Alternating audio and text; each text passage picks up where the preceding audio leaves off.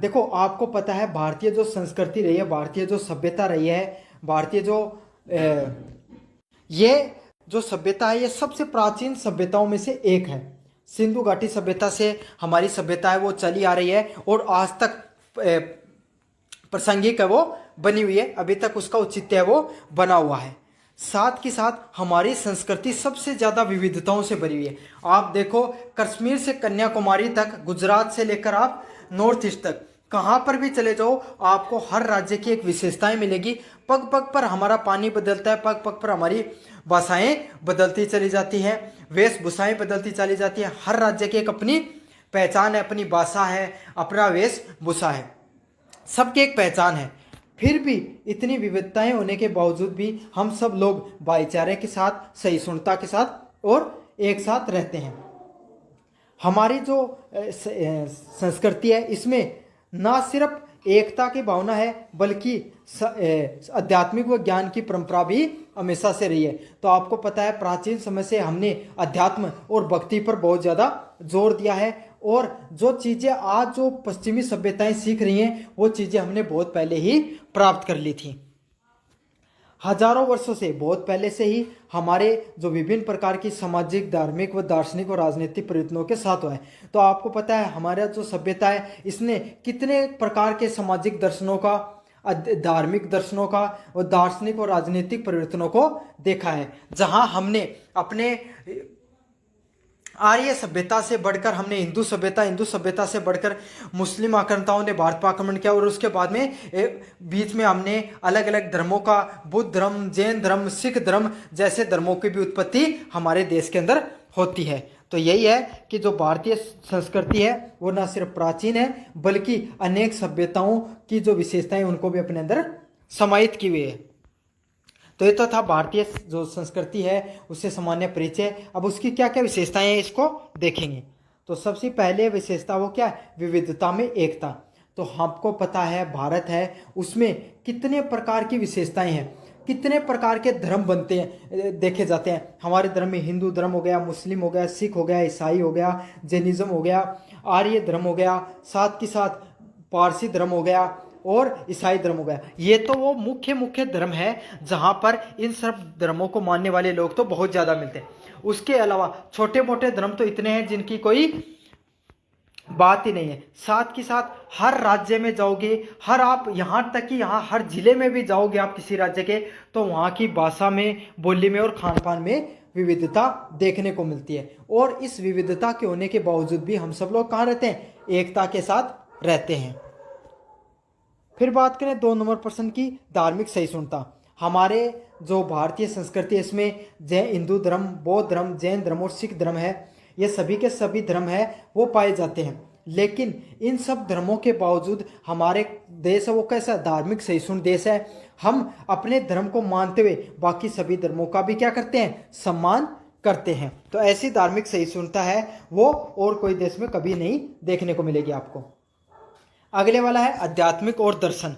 तो आपको पता है भारतीय जो संस्कृति है इसने हमेशा भौतिक जो जीवन होता है, भौतिकवाद के जीवन से ऊपर हमेशा अध्यात्म और भक्ति को रखा है। हमारी जो संस्कृति थी उसमें बहुत पहले से मोक्ष, मतलब इस शारीरिक जो आपका जीवन है इससे ऊपर उठकर मोक्ष की प्राप्ति करना, पुण्य जन्म, मतलब जो आपका पुण्य जन्म, जो आपका जन्मों का चक्कर है, बार बार इंसान जन्म लेता है, इसके चक्कर से मुक्ति, कर्म का महत्व कि जितने अच्छे कर्म करता है इंसान उतना ही सुखी रहता है, इन सब चीज़ों पर ध्यान है वो हमने बहुत पहले से ही दिया है।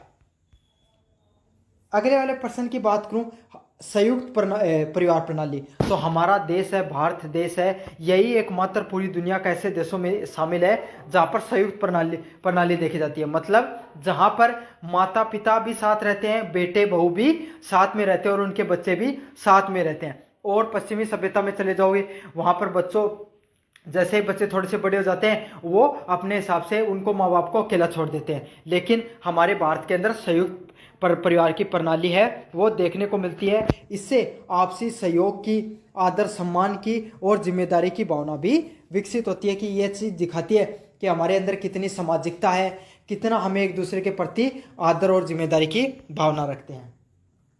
अगले वाला पॉइंट है परंपरा और लचीलापन।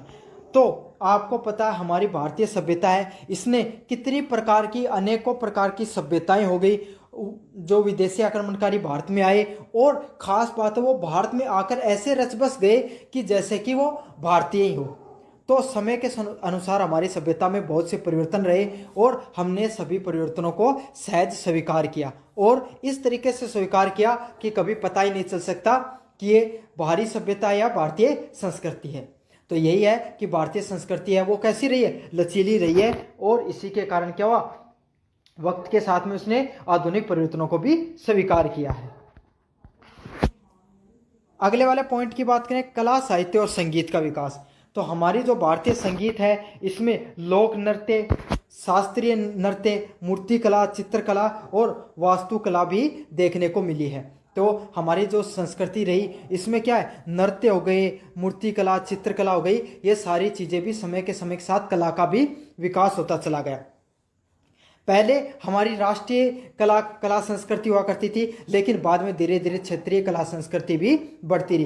पहले संस्कृत, तमिल, हिंदी, पाली आदि भाषाओं के जो साहित्य हैं वो आज भी प्रासंगिक हैं और विख्यात हैं, और साथ के साथ पूरी दुनिया में उनको माना जाता है। जैसे कि रामचरितमानस है वो पूरी दुनिया का सबसे बड़ा प्रचलित ग्रंथों में से एक है। कालिदास की जो जितनी भी कृतियां हैं उनको आज भी विदेशों के अंदर मान्यता मिलती है कि इतने शानदार कवि, इतने शानदार जो लेखक है वो बाहर से निकल कर आए।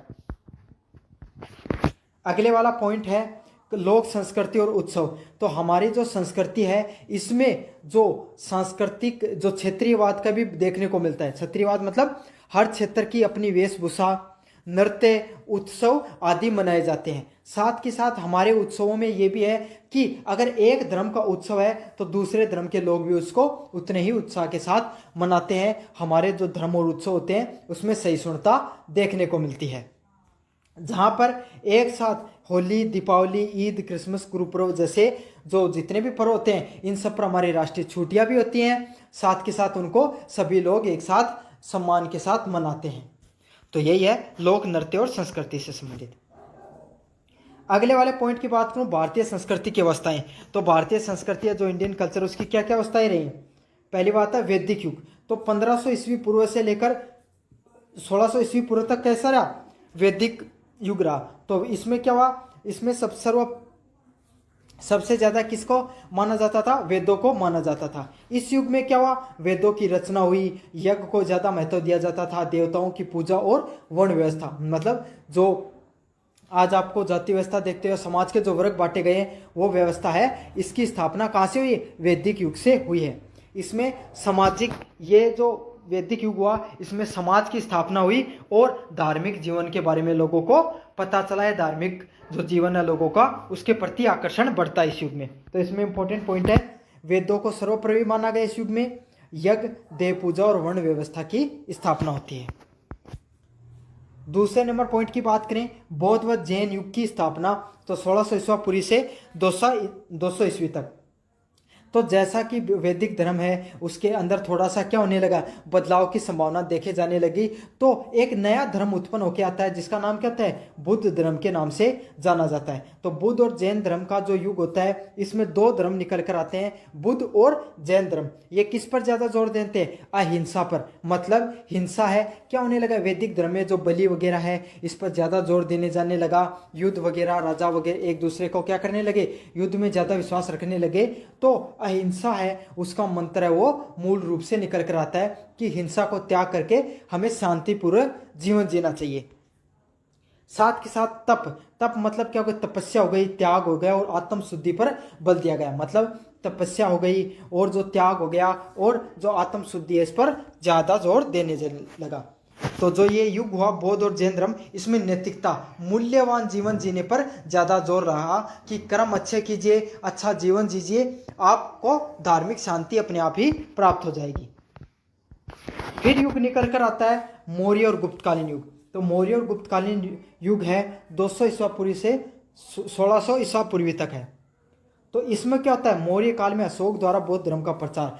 तो जो मौर्य और गुप्त काल हुआ इसमें क्या होता है, मौर्य जो साम्राज्य उसकी स्थापना होती है और उसमें अशोक है वो बौद्ध धर्म का प्रचार करता है। और ना सिर्फ भारत में बल्कि पूरी दुनिया में जो बौद्ध धर्म उसको एक नई पहचान दिलाता है। जो गुप्त काल है उसको भारतीय संस्कृति का स्वर्णिम युग कहा गया है। क्यों कहा गया है? क्योंकि इसमें समुद्र गुप्त हो गए, जो ये ऐसे बड़े बड़े जो राजा निकल कर आए जिसने अखंड भारत के निर्माण किया और धर्म के प्रचार प्रसार को एक नए स्तर तक लेकर चले गए। इस समय सबसे ज़्यादा जो भारतीय संस्कृति है वो फलती फूलती है, इसीलिए उसको क्या कहा जाता है? भारतीय संस्कृति का स्वर्णिम युग कहा जाता है। इस युग में विज्ञान, गणित, ज्योतिष व साहित्य जैसे बड़े बड़े चरक हो गया, आपको पता है ये जैसे और भी बड़े बड़े जो साहित्यकार हो गए, विज्ञान आर्यभट्ट हो गए, गणितज्ञ हो गए, ऐसे जो बड़े बड़े ज्योतिष हैं वो निकल कर आते हैं, जिससे भारतीय संस्कृति और फलती फूलती है। फिर आगे बढ़ते अपन तो आती है मध्यकालीन संस्कृति। तो 1600 से लेकर 1700 ईस्वी तक भारत में किसका होता है? विदेशी आक्रमणकारी हैं, जो इस्लाम धर्म को मानने वाले वो लोग भारत पे आक्रमण करते हैं, कब्जा करते हैं और राज करते हैं। तो इस्लाम धर्म में उसका प्रभाव देखने को मिलता है। इस समय दो अलग अलग प्रकार के आंदोलन निकल कर आते हैं, भक्ति आंदोलन और सूफी आंदोलन। तो इसमें क्या होता है? हिंदू धर्म में आपको देखने को मिलता है भक्ति आंदोलन, इस्लाम धर्म में आपको देखने को मिलता है सूफी आंदोलन। दोनों की क्या होती है? ये दोनों उस समय जो जातिवाद था, धर्म के प्रति कट्टरता थी, उसको कम करके धार्मिक सहिष्णुता को और हर वर्ग के व्यक्ति को धर्म के प्रति जोड़ने का मौका मत देते हैं। तो सामाजिक नैतिकता जो उस समय अपने सबसे निचतम स्तर पे थी, तो इन दो आंदोलन ने हमारे समाज को एक नई दिशा और दशा देने का प्रयास किया, ताकि जो धर्म है वो अपने उच्चतम स्तर तक पहुंच सके। अगले वाला पॉइंट है हिंदू मुस्लिम संस्कृति का समन्वय। तो ये जो हिंदू और जो सूफी आंदोलन और भक्ति आंदोलन हुआ, इसमें खास बात यही रही कि हिंदू और जो मुस्लिम है इन दोनों के बीच में आपस में जो कट्टरता बढ़ गई थी वो समन्वय बढ़ने लगता है। साथ के साथ इस समय जो स्थापत्य कला है, जैसे ताजमहल हो गई, कुतुब मीनार हो गई, उनका भी देखने को मिलती हैं। फिर बढ़ता है आपका उपनिषद काल 1757 से 1947 तक। तो यहाँ क्या होता है? पश्चिमी संस्कृति का प्रभाव। तो इस समय जो पश्चिमी लोग हैं, अंग्रेज जो ब्रिटेन हो गए, पुर्तगाली हो गए, फ्रांसीसी हो गए, ये सब लोग भारत पे आके आक्रमण करते हैं और भारत पे राज करते हैं। तो इससे जो भारत में एक नई शिक्षा हो गई, नई जो संस्कृति की प्रणाली है, पश्चिमी शिक्षा प्रणाली, जो आधुनिक प्रणाली है, वो देखने को मिलती है। इस समय हमारा समाज है वो अनेक प्रकार की सामाजिक उत्पीड़नों का शिकार होता है, रूढ़ियों का शिकार रहता है। तो इस समय राजा राम मोहन राय, विद्यासागर और गांधी जी जैसे महानायक और समाज सुधारक निकल कर आते हैं। इससे क्या होता है? इस दौर में राष्ट्रीय चेतना और स्वतंत्रता संग्राम देखने को मिलता है। तो जो अंग्रेजों का उपनिषद काल थे, इससे पीड़ित होकर भारत में जो राष्ट्रीय चेतना है, राष्ट्रभक्ति की भावना है, वो लोगों में देखने को मिलती है इस काल में।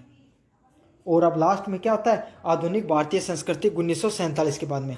तो आपको पता है भारत 1947 में आज़ाद हो जाता है। तो लोकतंत्र, विज्ञान, तकनीक और वैश्वीकरण का प्रभाव। तो इस समय आपको क्या देखने पड़ता है? इस समय विज्ञान आधारित संस्कृति है, लोकतंत्र है और जो तकनीक है, टेक्नोलॉजी से संबंधित संस्कृति है, वो देखने को मिलती है, क्योंकि आधुनिक समय में इसी संस्कृति का क्या है? ज़्यादा प्रभाव देखने को मिलता है। इस समय परंपराएं, जो पुराने समय से चली आ रही परंपराएं हो गई, उनका तथा आधुनिकता का समन्वय देखने को मिलता है। इस समय योग, आयुर्वेद और भारतीय कला और सिनेमा का वैश्विक प्रभाव भी देखने को मिलता है। मतलब जो पुराने समय का योग हो गया, आयुर्वेद हो गया और वर्तमान समय का जो सिनेमा हो गया, भारतीय कला हो गया, इसका वैश्वीकरण पूरी दुनिया में प्रचार प्रसार देखने को मिलता है। तो ये वो दौर है जिसमें भारतीय संस्कृति है वो वैश्विक संस्कृति, पूरी दुनिया की संस्कृति से मिल चुकी है। अब क्या इसका निष्कर्ष की बात करें, भारतीय संस्कृति केवल पूजा पद्धतियों या परंपराओं तक ही सीमित नहीं रही। मतलब जो हमारी संस्कृति थी वो सिर्फ जो धार्मिक तक ही सीमित नहीं रही, बल्कि ये एक जीवन जीने की पद्धति है। मतलब ये लोगों को अच्छे से नैतिकता से अपना जीवन जीने का एक नया मार्ग है वो दिखाती है, एक मार्गदर्शन करती है। इसकी विशेषताएं हैं जैसे सहिष्णुता, मतलब सभी लोगों को मिलजुल कर रहना, विविधता में एकता, मतलब सभी लोगों को विविधता होने के बावजूद, अलग अलग प्रकार की भाषाएं, बोली, धार्मिक संस्कृति होने के बावजूद एक रहना चाहिए। साथ के साथ आध्यात्मिकता, भक्ति से सभी लोगों का जुड़ाव होना चाहिए। यही जो लचीलापन है वो हमारी संस्कृति को सारी दुनिया की संस्कृतियों से अलग बनाती है। विभिन्न समय की अवस्थाओं से गुजरते हुए इसने खुद को समय के साथ डाला और एक नई पहचान बनाई है। तो ये था भारतीय संस्कृति से संबंधित पर्सन। काफ़ी ज़्यादा मोस्ट इंपॉर्टेंट पर्सन है, काफ़ी बार ये रिपीट हुआ है पर्सन। धन्यवाद। जो विशेषताएं हैं उसके बारे में आपको बताना है कि ये भारतीय धर्म व संस्कृति के साथ इनका विकास किस तरीके से हुआ है। काफ़ी ज़्यादा मोस्ट इंपॉर्टेंट पर्सन है, क्या तो संस्कृति से संबंधित पर्सन आता है या फिर बौद्ध धर्म या जैन धर्म से संबंधित पर्सन आता है आपको यूनिट नंबर 1 में। तो अपन इस वीडियो को शुरू करेंगे। इससे पहले जो अन्य मैंने और भी सारे वीडियो करवा रखे हैं आपको इतिहास के संबंधित पेपर के, तो उसके जो लिंक है वो देखने के लिए आपको लिंक वो डिस्क्रिप्शन में दे रखा प्ले लिस्ट का, वहाँ से जाकर आप देख लेना। तो चलो शुरू करते हैं। इससे पहले आप चैनल को सब्सक्राइब कर दो, वीडियो को लाइक कर देना और अपने दोस्तों को ज़रूर से शेयर कर देना। तो जैसा कि आप पता आपको कि भारतीय संस्कृति है ये विश्व की सबसे प्राचीनतम संस्कृतियों में से एक है।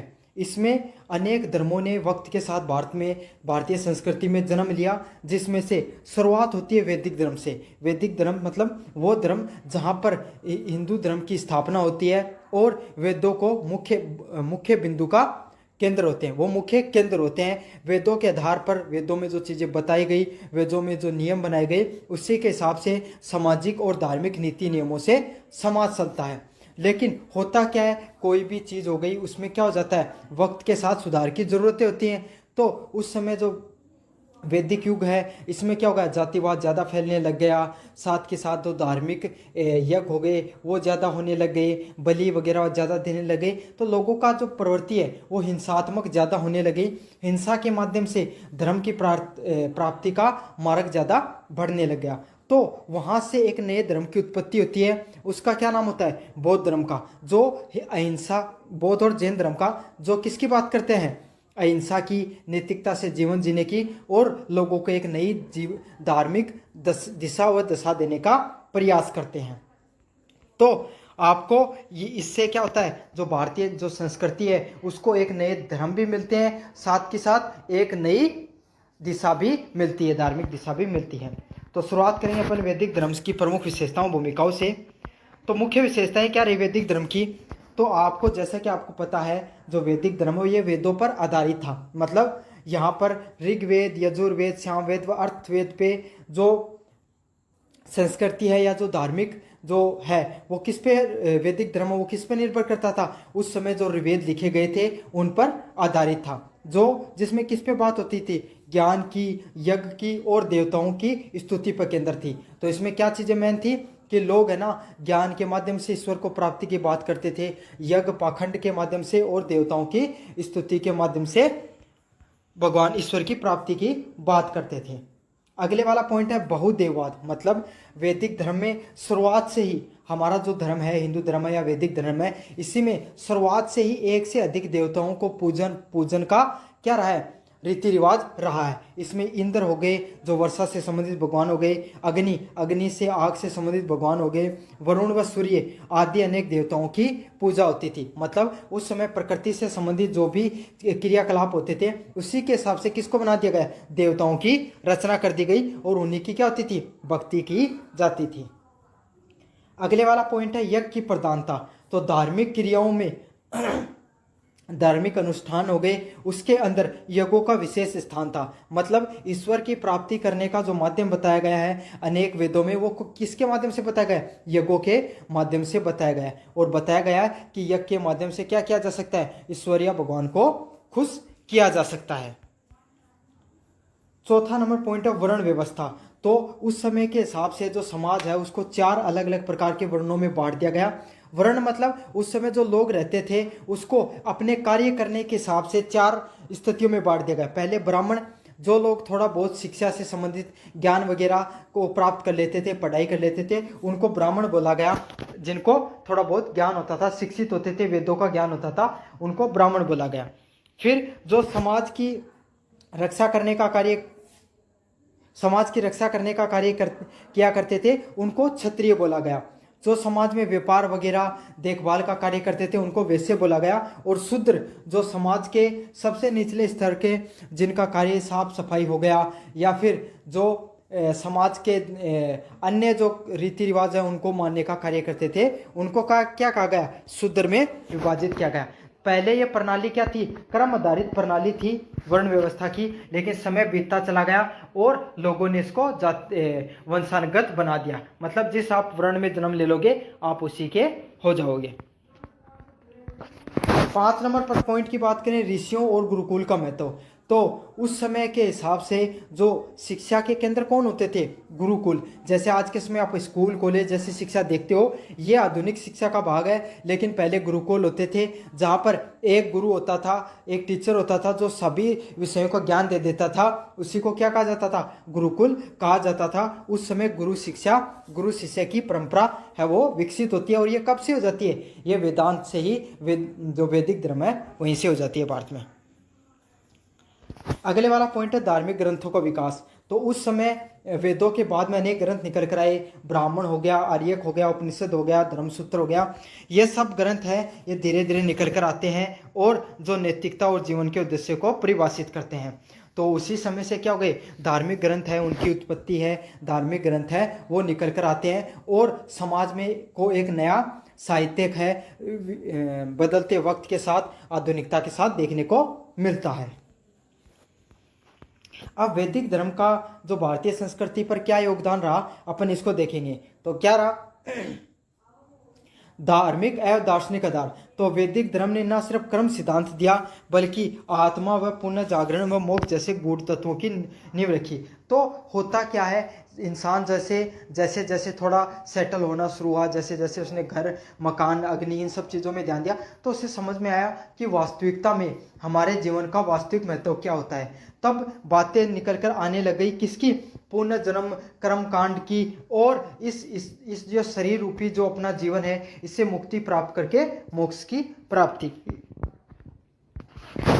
अगले वाला पॉइंट है संस्कृत भाषा का विकास। तो वक्त के साथ क्या होता है, वैदिक धर्मों की जो माध्यम से संस्कृत भाषा वो समृद्ध होती है। मतलब मंत्र वगैरह उनका जो उच्चारण है उसका क्या होता है, उसका प्रयोग बहुत ज़्यादा हो जाता है। और जो जिस समय जो भाषा निकल कर आती है हमारी वैदिक धर्म के समय, वो कौन सी होती है, संस्कृत होती है। और वही जो संस्कृत भाषा है बाद में उसी पर साहित्य, व्याकरण और दर्शन का आधार बनी। तो उसी जो संस्कृत भाषा में अनेक प्रकार का साहित्य लिखा गया, व्याकरण और दर्शन, मतलब जो लोगों के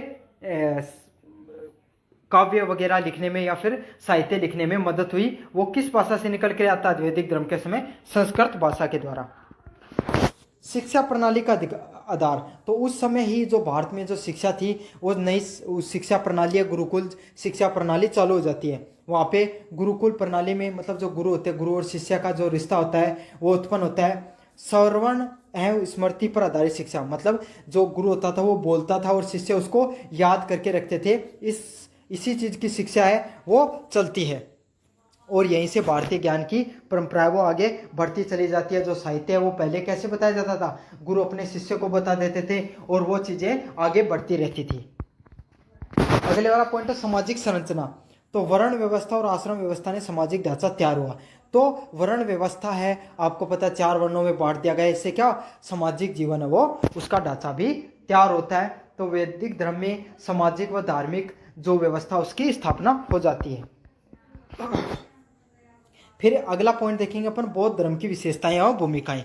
तो आपको पता है बौद्ध धर्म उसकी स्थापना 1563वीं ईस्वी पूर्व से लेकर 400 ईस्वी पूर्व तक होती है और इसके संस्थापक कौन होते हैं, भगवान महावीर बुद्ध या गौतम बुद्ध के नाम से उनको जाना जाता है।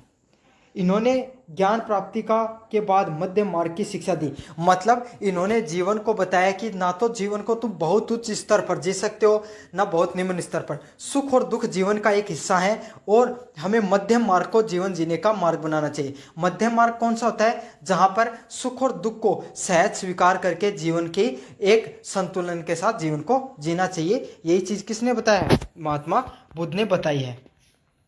महात्मा बुद्ध की जो संस्कृति थी या जो धर्म से संबंधित क्या महत्वपूर्ण पॉइंट है अगला, 4 आर्य शर्त, सत्य और अष्टांगिक मार्ग। मतलब महात्मा बुद्ध ने बताया कि जीवन है वो कैसा है, दुखमय है। मतलब जीवन में दुख हमेशा बना रहेगा और दुख को आपको दुख होने का पीछे कारण क्या, तृष्णा। तृष्णा मतलब इच्छाएं। इंसान को जो इच्छाएं उत्पन्न होती हैं इंसान की इच्छा होती है कि भाई उसे गाड़ी लेनी चाहिए, उसे अच्छा धन दौलत होनी चाहिए, तो इसी से इंसान को क्या प्राप्त होती है? कष्ट होता है, दुख प्राप्त होता है। और इस तृष्णा को, इस इच्छा रूपी जो दुख को अगर आपको नाश करना है तो आपको कौन से मार्ग को अपनाना पड़ेगा? कौन सी दवाई लेनी पड़ेगी? अष्टांगिक मार्ग को अपनाना पड़ेगा। तो अष्टांगिक मार्ग में क्या देखा गया? अष्टांगिक मार्ग था संयम दृष्टि। आप कोई भी चीज को देखो, दृष्टि रखो, तो वो कैसी होनी चाहिए? संयम जैसी दृष्टि। मतलब अपनी दृष्टि में पवित्रता होनी चाहिए। वाणी में पवित्रता, आप बोलो तो उस समय आपकी वाणी में भी पवित्रता होनी चाहिए और कर्म के भी पवित्रता होनी चाहिए, तभी आप अष्टांगिक मार्ग को अपना सकते हो। अगले वाला पॉइंट है अहिंसा और करुणा का संदेश। तो बौद्ध धर्म में अहिंसा, वो मतलब जो उस समय वैदिक धर्म था उसमें जो हिंसा है उसका जो महत्व है वो बढ़ता जा रहा था। बलि हो गई या फिर जो ज़्यादा से ज़्यादा राजा है वो अपने हिंसा के माध्यम से राज्य जीतने का प्रयास करते थे। तो उसके विपरीत बौद्ध धर्म में किसकी बात की गई? अहिंसा के माध्यम से धर्म की प्राप्ति की बात की गई। तो इससे लोगों में क्या हुआ? एक जो जीव हो गए, जो यज्ञ में बलि दी जाती थी, उनको भी रोक लगा दी गई। इससे क्या हुआ? जीवों के प्रति या आम जन के प्रति करुणा की भावना को उत्पन्न होती है। अगले वाला प्रश्न है आत्मा और ईश्वर का विरोध का निषेध। तो महात्मा बुद्ध ने आत्मा और परमात्मा की अवधारणा पर बल नहीं दिया बल्कि व्यवहारिक जीवन जीने पर जोर दिया। तो भगवान बुद्ध ने कहा कि आत्मा परमात्मा ये बातें हैं। आपको पहले आपका जो व्यवहारिक जीवन है, जो आपको जीवन, इसमें नैतिकता से जीना चाहिए। आपको अच्छे कर्म करने चाहिए, साथ के साथ आपको अपने जीवन है उसको अनुशासित तरीके से जीना चाहिए, तभी आप ईश्वर की प्राप्ति कर सकते हो। बल्कि आपको बड़े बड़े यज्ञ करने की वो ज़रूरत नहीं है। अगले वाला पॉइंट है भिक्षु संघ और विहार की व्यवस्था।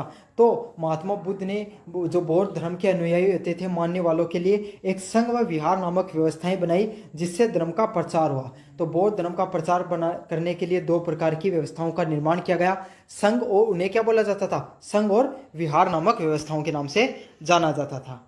अगले वाला पॉइंट है पाली भाषा का प्रयोग। तो वैदिक धर्म में हमें देखने को मिलता है कि संस्कृत भाषा में साहित्य का सर्वाधिक प्रयोग होता है। जैसे वक्त बदलता है संस्कृत भाषा को थोड़ा सा आम जन की भाषा के रूप में बदल दिया जाता है, जिसका नाम क्या होता है? पाली भाषा। तो जो बौद्ध धर्म के जितने भी ग्रंथ हैं वो कौन सी भाषा में लिखे गए हैं? पाली भाषा में लिखे गए हैं। अगले वाला पॉइंट की बात करूं, बौद्ध धर्म का भारतीय संस्कृति में योगदान। तो सबसे पहला सुधार होता है सामाजिक सुधार। तो जिस समय जो वैदिक धर्म के समय जातिवाद, कर्मकांड व अंधविश्वास का बहुत ज़्यादा उच्च स्तर पर फैल चुका था, उसका विरोध करने का प्रयास किया महात्मा बुद्ध ने। महिलाओं और शूद्र और गरीबों को धार्मिक जीवन का स्थान मिला। तो बौद्ध धर्म के माध्यम से क्या हुआ? महिलाएं भी कोई भी धर्म को मानने की छूट मिली। शूद्र जो समाज का सबसे निचले स्तर के लोग थे, जिनको धर्म मंदिरों में जाने का भी अधिकार नहीं था, उनको भी धर्म को अपनाने का क्या मिला? अधिकार मिलता है। अगले वाला पॉइंट है शिक्षा केंद्रों की स्थापना। तो नालंदा, विक्रमशिला जैसी विश्व प्रसिद्ध विश्वविद्यालयों की स्थापना हुई। तो आपको पता है उस समय जिस समय जैन धर्म या बुद्ध धर्म अपने चरम स्तर पर होता है, उस समय भारतीय संस्कृति में जो शिक्षा प्रणाली है वो सबसे मजबूत व सुदृढ़ थी। उस समय नालंदा व विक्रमशिला जैसी विश्वविद्यालय होती थी हमारे पास, जो जिनका डंका पूरी दुनिया में बजता था, और हमारे यहाँ पढ़ने के लिए विदेश से छात्र भी आते थे। अगले वाला पॉइंट है कला एवं स्थापत्य का विकास। तो स्तूप हो गए, विहार हो गए, बुद्ध की मूर्तियां हो गई, अजंता एलोरा की चित्रकला होगी, ये सब बौद्ध धर्म की ही देन है। साथ के साथ आपको जो बौद्ध धर्म है इसमें अंतर्राष्ट्रीय प्रभाव भी देखने को मिलता है। बौद्ध धर्म आगे जाकर चीन, जापान, तिब्बत, थाईलैंड आदि देशों की संस्कृतियों में भी रच बस जाता है, और इससे भारतीय जो संस्कृति उसका प्रसार होता है। अब जो अंत में निष्कर्ष की बात करें तो बौद्ध धर्म ने भारतीय संस्कृति को अध्यात्म व दर्शन व सामाजिक संगठन का आधार मिला। तो वैदिक धर्म से क्या होता है? हमारे जो भारतीय संस्कृति थी उसका अध्यात्म, उसमें धार्मिक पक्ष जुड़ता है, दर्शन भी मिलते हैं, साथ के साथ जो सामाजिक जो वर्ण व्यवस्था उसकी स्थापना होती है। उसके बाद में जो बौद्ध धर्म आता है इसमें सामाजिक समानता, सभी लोग समान रूप से रहते हैं। नैतिकता मतलब कि नैतिक तरीके से जीवन जीने का आधार मिलता है, और व्यवहारिक धर्म को मतलब जीवन जीने के लिए व्यवहारिक पक्ष का मजबूत होना जरूरी है, इसके उदाहरण मिलती है। तो इसी तरीके से दोनों जो धर्म है, इन्हें मिलकर संस्कृति को संतुलित किया तथा सहिष्णुता का मार्ग अपनाया, जो आज भी संस्कृति में जीवित बना हुआ है। तो ये था आपका महात्मा बुद्ध और वैदिक धर्म से संबंधित पर्सन, काफ़ी मोस्ट इंपॉर्टेंट पर्सन है। आप, मुझे उम्मीद है कि वीडियो आपको अच्छा लगा हो, तो सब्सक्राइब जरूर से कर देना और चैनल को जरूर से सब्सक्राइब कर देना। स्थापत्य कला है मतलब चित्रकला है, और चित्रकला मतलब स्थापत्य कला क्या, मंदिर निर्माण वगैरह हो गया, या फिर जो रॉक कटिंग हो गई, जो गुफाओं को काटकर जो चित्रकला की गई है, वो उसका एक विशेष स्थान रहा है। भारत के जो हिंदू कालीन मंदिर हुए हैं, जो और मुगल कालीन के समय, मतलब पहले जो भाई मुगलों से पहले या जो मुस्लिम आक्रांताओं से पहले भारत में हिंदुओं ने राज किया, हिंदू राजाओं ने, तो उनके द्वारा जिन प्रकार के मंदिरों का निर्माण किया गया, और मुगल काल में जो चित्रकला का विकास हुआ, तो इन दोनों का अपना अपना महत्व है। इसमें जो मंदिरों का निर्माण हुआ, महलों का, मस्जिदों का, मकबरों का, भित्ति चित्रों का जो निर्माण हुआ, वो आज भी हमारे जो सांस्कृतिक साहित्य हैं उसको अपने अंदर एक अद्भुत रूप से समेटे हुए हैं। तो यही है कि दोनों का अपना अपना महत्व है, चाहे हिंदू कालीन राजाओं के द्वारा जो स्थापत्य कला का निर्माण किया गया, चाहे मुगल कालीन राजाओं के द्वारा किया गया। तो अब बात करेंगे सबसे पहले अपन हिंदू कालीन स्थापत्य कला के अंदर क्या क्या देखने को मिलता है। तो प्रमुख विशेषताएं क्या होती है, तो जो हिंदू कालीन के अंदर जो मंदिरों की प्रमुख विशेषताएं क्या है, मंदिरों का जो निर्माण है उसमें पत्थरों का प्रयोग हुआ है। तो आप आज भी आपके सामने जितने भी मंदिर देखते हो हमारे समय के, उसमें किसका ज़्यादातर उपयोग किया जाता है, पत्थरों का उपयोग किया जाता है। तो हिंदू राजाओं के द्वारा उस समय किसका ज़्यादातर प्रयोग करते थे, पत्थरों का ज़्यादा प्रयोग करते थे। भव्य शिखर, तो आज भी भाई आप, अपन तो राजस्थान के हैं, राजस्थान में मंदिर ऐसे बना दिया, उसके ऊपर बड़ी सी गुम्बद बनाई जाती है ना, तो उसका शिखर क्या होता है, ऊंचा होता है, नीचे मंडप होता है। पहले नीचे अपन चबूतरा धरते हैं, फिर उसके ऊपर मंदिर बनाया जाता है, और फिर उसके ऊपर शिखर ऊंचा होता है। तो यही प्रणाली होती है। गर्भगृह है, उसके अंदर फिर बीच में क्या होता है, जो जहाँ पर मूर्तियां वगैरह रखी जाती हैं उसको गर्भगृह कहा जाता है, और प्रवेश द्वार भी देखने को मिलता है। तो आपके जो गांव का मंदिर है उसको देख लो, वही हिंदू स्थापत्य कला के ऊपर बनाया गया मंदिर होता है। सबसे पहले मायने बड़ों जाना था, मायने बढ़ने गेलो भी हो ना, तो उसे प्रवेश द्वार बोला जाता है। फिर कोई भी मंदिर बनाना, पहले आपा के बनाओ, एक चबूतरो बनाओ उच्चो सो, उसके ऊपर फिर क्या बनाते हैं, उसको क्या बोला जाता है, मंडप बोला जाता है। फिर उसके ऊपर पूरा अपन मंदिर बनाते हैं, और ऊपर बनाओ ना गुम्बद बनाई जाओ आप ऊंची सी, और ऊपर से और लगाते हैं स्टील, मतलब लगाने के लिए, ध्वजा लगाने के लिए अपन वो और लगा देते हैं उसके ऊपर स्टील का या फिर तांबे का, समझ में आ गया। तो ऊंचा से वो बनाया जाता है। साथ में गर्भगृह किसको बोला जाता है, जहाँ पर मूर्तियों को रखा जाता है।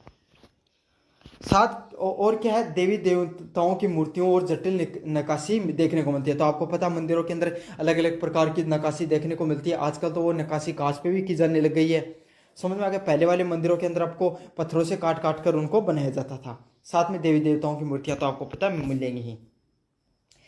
एक सबसे जरूरी चीज है वास्तुशास्त्र का सिद्धांत। वास्तुशास्त्र क्या होती है, कोई भी वस्तु को किस हिसाब से कौन सी दिशा में रखना चाहिए उसे वास्तुशास्त्र कहा जाता है। तो अपने जो स्थापत्य कला होती है उसकी यही विशेषता होती है कि वहां पर आपको जो वास्तुशास्त्र का प्रयोग देखने को मिलता है कि भाई कौन सी दिशा में मूर्तियां होनी चाहिए, कौन सी दिशा में उनका मुंह होना चाहिए, मंदिर का मुख है वो किधर की साइड में खुलना चाहिए। तो वास्तुशास्त्र का अच्छे से प्रयोग किया जाता है।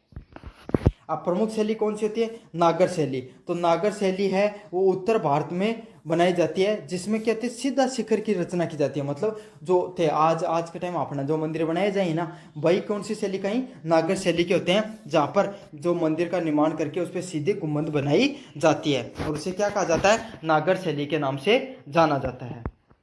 अगले वाले की बात करूँ, द्रविड़ शैली। तो द्रविड़ शैली कौन है, वो है जो साउथ के जो आप मंदिर देखते हो ना, जो सीधे बनाए जाते हैं, जिनमें कोई चबूतरा वगैरह नहीं होता है, ऐसा कैसा उसका निर्माण कर दिया जाता है। और उनकी खास बात यही होती है कि बड़े जटिल बनाए जाते हैं वो, समझ में आ गया। ऐसे कैसे पत्थरों को काट काट कर बना दिया जाता है, उसे क्या कहा जाता है, द्रविड़ शैली के मंदिर कहा जाता है। और उनकी गोपुरम युक्त मंदिर कहा जाता है उन्हें। और जो द्रविड़ शैली है, द्रविड़ शैली कौन सी होती है, जो दोनों में जो आपको देखने को मिलेगी, जिसमें द्रविड़ शैली भी होगी और नागर शैली भी होगी, ये दोनों की दोनों देखने को मिलती है। मुख्यतः उड़ीसा साइड में आपको देखने को मिलती है।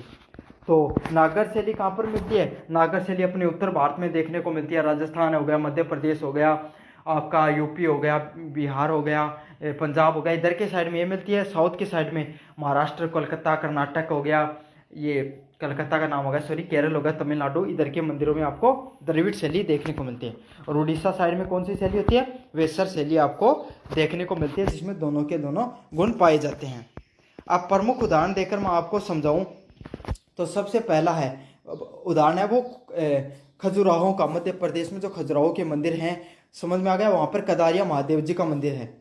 वो मंदिर है वो कौन सी शैली पर बनाया गया है? वो शैली बनाई गई है नागर शैली के ऊपर बनाया गया है। वो उत्कृष्ट मूर्ति कला, मतलब मूर्तियों को आपको पता अनेक जो अलग अलग प्रकार की वहाँ पे मूर्तियाँ हैं वो लगाई गई हैं कि जो महिला हो गई, पुरुष हो गए, उनकी वेशभूषा के बारे में, इन सब चीज़ों के बारे में दिखाया गया है। तो मंदिर है, मंदिरों के साइड में क्या बहुत सारी मूर्तियों लगाई गई हैं। अगले वाला पॉइंट है कोंकाण का जो मंदिर है उड़ीसा के अंदर, तो काफ़ी फेमस मंदिर आपको पता है, कोंकाण मंदिर है, सूर्य का मंदिर है। वहाँ पे रथ के आकार का मंदिर है, मतलब जो रथ होता है उसके आकार का मंदिर है कोंकण उड़ीसा के अंदर। उसको किस नाम से जाना जाता है? सूर्य मंदिर के नाम से जाना जाता है। अगले वाला तंजावुर तमिलनाडु के अंदर बृहदेश्वर मंदिर, तो आपको पता है राजा राम के द्वारा इसको बनाया गया बृहदेश्वर में तंजावुर का मंदिर है। ये द्रविड़ वास्तुकला का एक बहुत अच्छा उदाहरण है। अगले वाले की बात करूं, अजंता एलोरा की गुफाओं में जो गुफाएं हैं उसमें कैलाश मंदिर जो देखना को मिलता है। इसमें रॉक कट जो वास्तुकला है, भित्ति चित्र है, मतलब जो आपकी जो ये बड़ी बड़ी चट्टानें होती है उनको काट काट कर जो चित्रों को निर्माण किया गया है या फिर गुफाओं का निर्माण किया गया है, उससे क्या कहा गया है? वो वास्तुकला का निर्माण किया गया है। ये भी कौन सी शैली की? ये भी आपकी नागर शैली की विशेषताएं देखने को मिलती हैं। तो अब देखेंगे हिंदू कालीन चित्रकला की क्या क्या प्रमुख विशेषताएं हैं। तो पहली होती है भित्ति चित्रकला। मतलब भित्ति चित्रकला क्या होती है? आपको जो कोई भी एक बड़ी सी चट्टान थी उसको काट कर एक गुफा बनाई गई और गुफा के अंदर क्या किया गया? चित्रों को उकेर दिया गया, वैसे भित्ति चित्र के नाम से जाना गया है। तो इसमें प्रमुख उदाहरण कौन सी है? पहला है अजंता की गुफाएं। तो भगवान बुद्ध के जीवन पे आधारित जिन गुफाएं हैं वो अजंता की गुफाएं आपको पता है, उसमें भगवान बुद्ध से संबंधित उनके जीवन पे आधारित चित्र बनाए गए हैं। बाघ गुफाएं देखने को मिलती है मध्य प्रदेश में, यहाँ पे गुप्तकालीन चित्रों की श्रेष्ठ मिसाल है। तो गुप्तकालीन राजाओं के बारे में जो चित्रों को देखने को मिलता है वो कहाँ देखने को मिलता है? बाघ गुफाओं के अंतर्गत देखने को मिलता है। अगले वाला प्रश्न है राजस्थान और पहाड़ी चित्रकला। तो राजस्थान में रामायण हो गया, महाभारत हो गया, राग रागनी, प्रेम कथाएं जैसे विषयों पर देखने को मिलता है, जहाँ पर चमकीली रंग, शाही पोशाक व प्राकृतिक दर्शन देखने को मिलते हैं। तो आपको पता मेवाड़, बूंदी, किशनगढ़, भैंसरोली, कांगड़, ये इन सब के जो अपने मंदिर हैं या फिर आपके ये जो दुर्ग वगैरह हैं, इसके अंदर क्या आपको पता है रामायण महाभारत के चित्र वगैरह उकेर रखे हैं। तो ये तो था हिंदू स्थापत्य कला। आप देखेंगे मुगल कालीन स्थापत्य कला के बारे में। तो मुगल कालीन स्थापत्य कला के जो मुख्य विशेषताएं क्या क्या हैं, क्या क्या विशेषताएं हैं? पहला पॉइंट है फारसी, तुर्की और भारतीय स्थापत्य कला का मिश्रण। तो इसमें आपको फारसी, तुर्की और भारतीय जो स्थापत्य कला है, समझ में आ गया? मतलब अब आपको पता मुगलों की स्थापत्य कला ये कहाँ से आए थे? जो फारसी लोग हैं तुर्क से निकल कर आए थे, तुर्कमेनिस्तान से। तो वहाँ के तो वहाँ के लोग हैं तो भाई उनकी कला ही तो लेकर आएंगे ही, समझ में आ गया? तो इसमें तीनों प्रकार की फारसी कला, तुर्की कला और भारतीय कला, तीनों कला देखने को मिलती हैं। इनमें क्या होते हैं? गुंबद। तो आप जो आज के समय में आप जो मस्जिद वगैरह देखते हो ना, वही किसका उदाहरण है? वो मुगल स्थापत्य कला के उदाहरण है। यहाँ पर आपको जो गुंबद हो गई, मेहराब हो गई, मीनार हो गई, बाग बगीचे, ये देखने को मिलते हैं। आपको पता है ना, ये ऐसे करके जो मस्जिद होते हैं उसमें ऐसे ऐसे करके बनाया जाता है। तो ये मेहराब और मीनार के नाम से इनको बोला जाता है। इनका खास बात यही होता था कि ये संगमरमर का प्रयोग करते थे। किसका? संगमरमर और लाल पत्थर का इनके द्वारा प्रयोग किया जाता था। समझ में आ गया आपको? तो आपको पता है जो लाल किला वो किसका बनाया गया है? लाल पत्थर से बनाया गया है। और जो ताजमहल है वो किससे? संगमरमर से बनाया गया है। तो मुगल किसका बनाने का प्रयोग करते थे? संगमरमर और लाल पत्थर का प्रयोग करते थे जब भी कोई भी मंदिर या इनके द्वारा जो भी स्थापत्य कला का निर्माण करते थे उसमें। इनके द्वारा नक्काशी, जाली कार्य व रंगीन पत्थर की जड़ाई की जाती थी। साथ के साथ उन सब मंदिरों में आप देखते हो कोई बड़ी बड़ी मस्जिद तो उनके अंदर भी देख सकते हो बहुत ही शानदार निकासी की जाती थी। पत्थर को काट काट के उस पर चित्र बना दिए गए या फिर ऐसे कटिंग आपको देखने को मिलती है, अलग अलग प्रकार की डिजाइन हो गई वो सब चीज़ें देखने को मिलती है। और उस पत्थर में कटाई में भी क्या होते थे, रंग बिरंगे पत्थर जड़ दिए जाते थे, तो वो और भी सुंदर देखने को मिलती थी। तो इनमें कौन से प्रमुख शासक है जिनका योगदान रहा है? पहला बाबर। तो बाबर के द्वारा राम बाग आगरा के अंदर, आपको पता है इनके द्वारा जो निर्माण किया गया है, 4 बाग शैली का आरंभ। तो बाबर के द्वारा राम बाग आगरा का जो निर्माण किया गया, वहाँ पर 4 बहार शैली देखने को मिलती है। तो दूसरा, अकबर ने जो फतेहपुर सीकरी के अंदर बुलंद दरवाज़ा बनाया था, वहाँ पे हिंदू मुस्लिम शैली का समन्वय देखने को मिलता है। तो जो फतेहपुर सीकरी में बुलंद दरवाजा, उसमें क्या है, हिंदू मुस्लिम शैली का आपको समन्वय देखने को मिलेगा। देख अगबा, जो फतेहपुर सीकरी है वहां पर बुलंद दरवाजा निर्माण किया गया है, वहां पे क्या हिंदू मुस्लिम शैली का समन्वय देखने को मिलता है। अगले वाले पॉइंट की बात करें, जहांगीर ने शालीमार जो बाग का निर्माण किया गया कश्मीर में, वहां पर बागवानी और प्रेम कला का जो चित्रकला वो देखने को मिलती है। तो आपको सारे के सारे याद कर लेना, कम से कम 1-2 तो जरूर से याद कर लेना है। शाहजहां के द्वारा ताजमहल व लाल किले का निर्माण किया गया, वहां पर क्या देखने को मिलता है आपको? संगमरमर के जो स्थापत्य कला वो देखने को मिलती है, मतलब संगमरमर को काटकर जिस सुंदर निकासी का निर्माण किया गया है। औरंगजेब के द्वारा जो बादशाही मस्जिद का निर्माण किया गया, वहाँ पे धार्मिक कट्टरता और कम सजावट देखने को मिलती है। तो यही है जो सारे के द्वारा जो जितने भी मुगल हुए थे, इन सब ने अपनी अपनी चित्रकला का निर्माण किया, और जो जो उनकी खुद की विशेषताएं थी उसी हिसाब से उनकी शैली भी देखने को मिलती है। अब बात करें मुगल कालीन चित्रकला की क्या विशेषताएं हैं। पहली विशेषता है फारसी और भारतीय शैलियों का समन्वय, मतलब जो फारसी शैली है और भारतीय शैली है, तो इनकी खुद की फारसी शैली थी, और यहाँ पर आए तो भारतीय शैली, तो आपको पता भाई भारतीय मजदूरों ने काम किया उसको निर्माण करने में, तो उनकी शैली तो जरूर से ऐड होगी। खास बात क्या होती थी? लघु चित्र, छोटे छोटे चित्र बनाए दिए जाते थे। दरबार का जीवन, भाई मुगल राजाओं का कैसा जीवन होता था वो देखने को मिलते थे, और शाहजहां के टाइम में प्रेम चित्रों की भी भरमार रही है।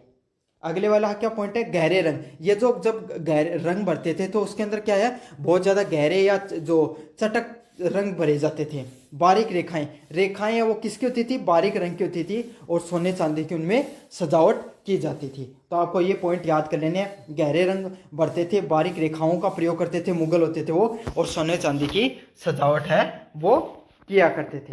प्रमुख चित्रकारों की बात करें तो अद्भुत समद, मीर सैयद अली, मैसूर गोवर्धन और विचित्र। शाहजहां काल तक चित्रकला बहुत वो अपने उच्चतम स्तर तक पहुंच गई थी इनके समय में। तो आपको मीर सैयद अली, मसूर, गोवर्धन, विचित्र जैसे आपको कलाकारों का नाम भी याद कर लेना है। अगले वाले पॉइंट की बात करूं, अगले वाले जो चित्रकला की बात करूं, जो देखो दोनों की जो चित्रकला उसका अपन क्या करें, कंपैरिजन करने का प्रयास करेंगे। तो निर्माण की बात करें तो हिंदू कला में मंदिरों और गुफाओं का निर्माण हुआ था। इनके इसमें इन्होंने क्या किया, मस्जिद व मकबरे व किलों का निर्माण किया। तो आपको पता है भाई हिंदू राजा हो गए तो मंदिरों का निर्माण करेंगे, मुस्लिम राजा तो किसका, मस्जिद और मकबरे का निर्माण कराएगा। तो इनके इसमें क्या ज़्यादा देखने को मिला, मस्जिद व मकबरे देखने को मिले। सामग्री पत्थर व चूना, तो आपको पता है भाई हिंदू राजा होते थे ये चूने का ज़्यादा प्रयोग करते थे और पत्थर का ज़्यादा प्रयोग करते थे। इनके द्वारा लाल पत्थर व संगमरमर का ज़्यादातर प्रयोग आपको देखने को मिलता था। शैली की बात करूं, निकासी व शिखर, तो शिखर देखने को मिलता था, उसके ऊपर आपको निकासी देखने को मिलती थी। इनमें गुंबद व मेहराब, मतलब क्या होती थी भाई, गुंबद ऊपर की तरफ मैंने बता ना ऐसे करके ऊपर पर बना दिया जाता है, तो वो गुंबद वगैरह ज़्यादा देखने को मिलती थी।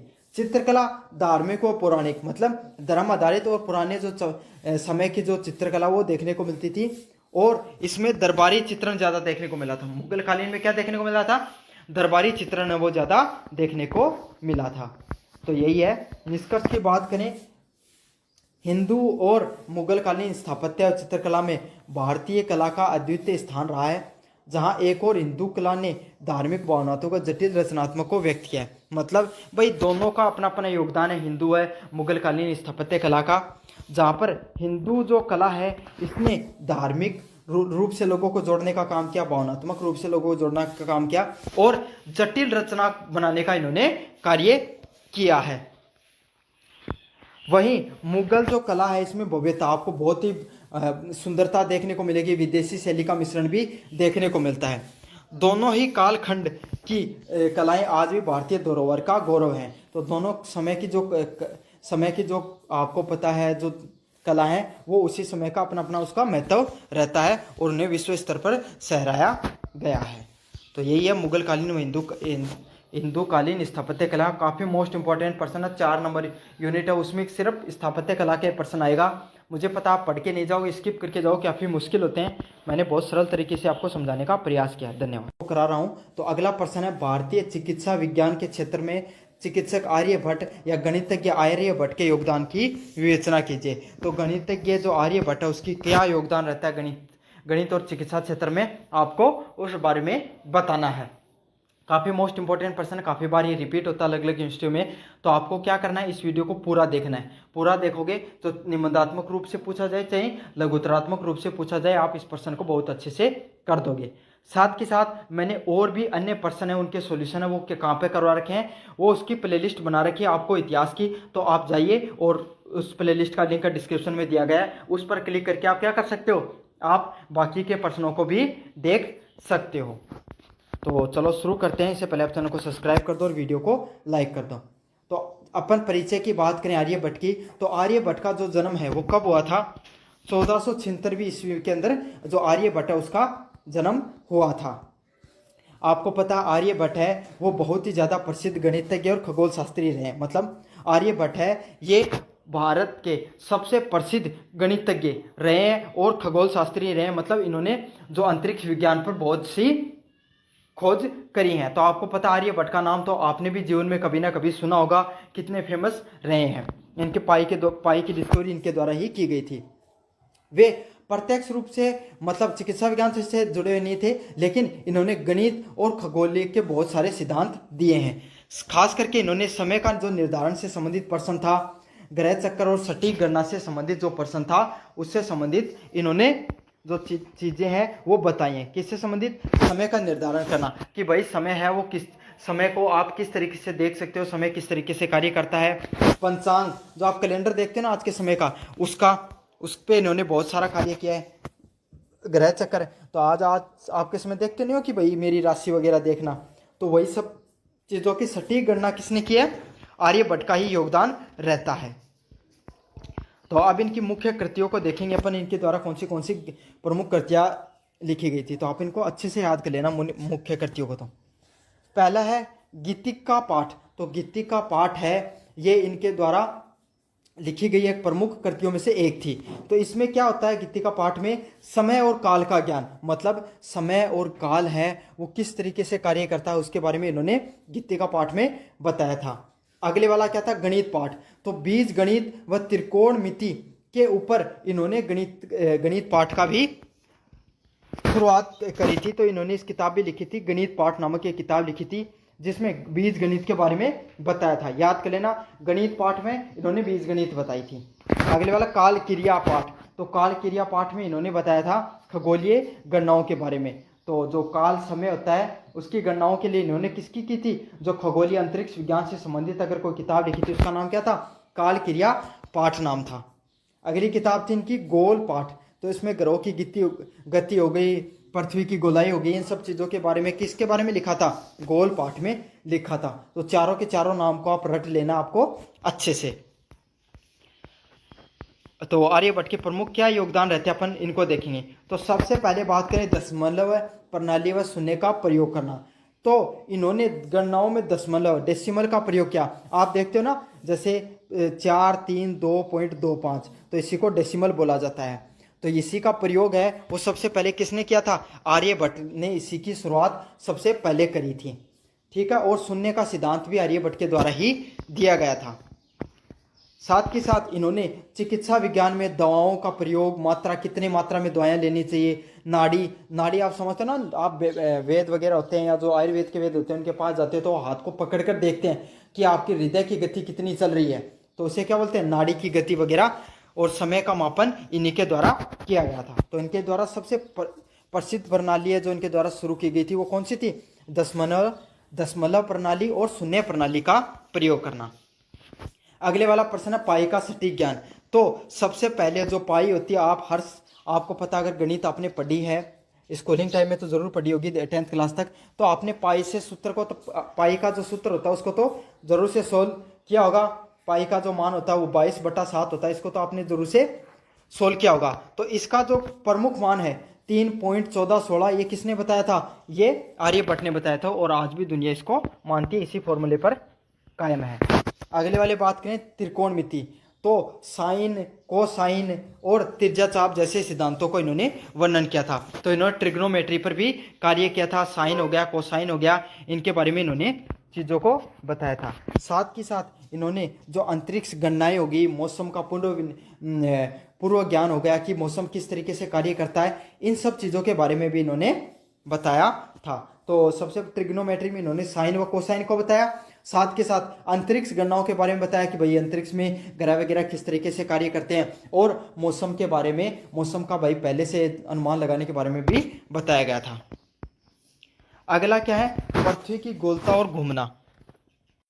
तो ये पहले व्यक्ति थे जिन्होंने ये कहा था कि पृथ्वी सूर्य के चारों ओर घूमती है। मतलब पृथ्वी है, सूर्य है वो मुख्य केंद्र है, और पृथ्वी है वो चारों ओर घूमती है। उसके ये सबसे पहले किसने बताया था? आर्यभट्ट ने बताया था। और साथ के साथ इन्होंने ये भी कहा था कि वो अपनी दूरी पर, अपनी एक्सिस है उस पर घूमने का कार्य करती है पृथ्वी। तो आपको भी पता है भाई पृथ्वी है वो अपने एक्सिस पे घूमती है। एक्सिस मतलब क्या होता है?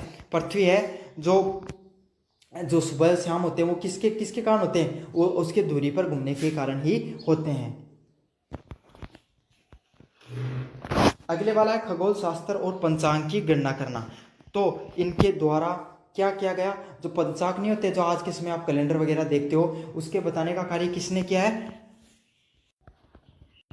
इसका बताने का कार्य किसने किया? आर्यभट्ट ने बताया था। खगोल शास्त्र के बारे में सबसे पहले कैलेंडर वगैरह के बारे में इन्होंने ही बताया था। तो ग्रहण मतलब किस समय जो सूर्य ग्रहण व चंद्र ग्रहण लगेगा, इन सब चीज़ों के बारे में, तारों की स्थिति, भाई इस समय ये तारा जो है वो दिखाई दे रहा है, तो आगे क्या भविष्य हो सकता है इन सब चीज़ों के बारे में किसने बताया था?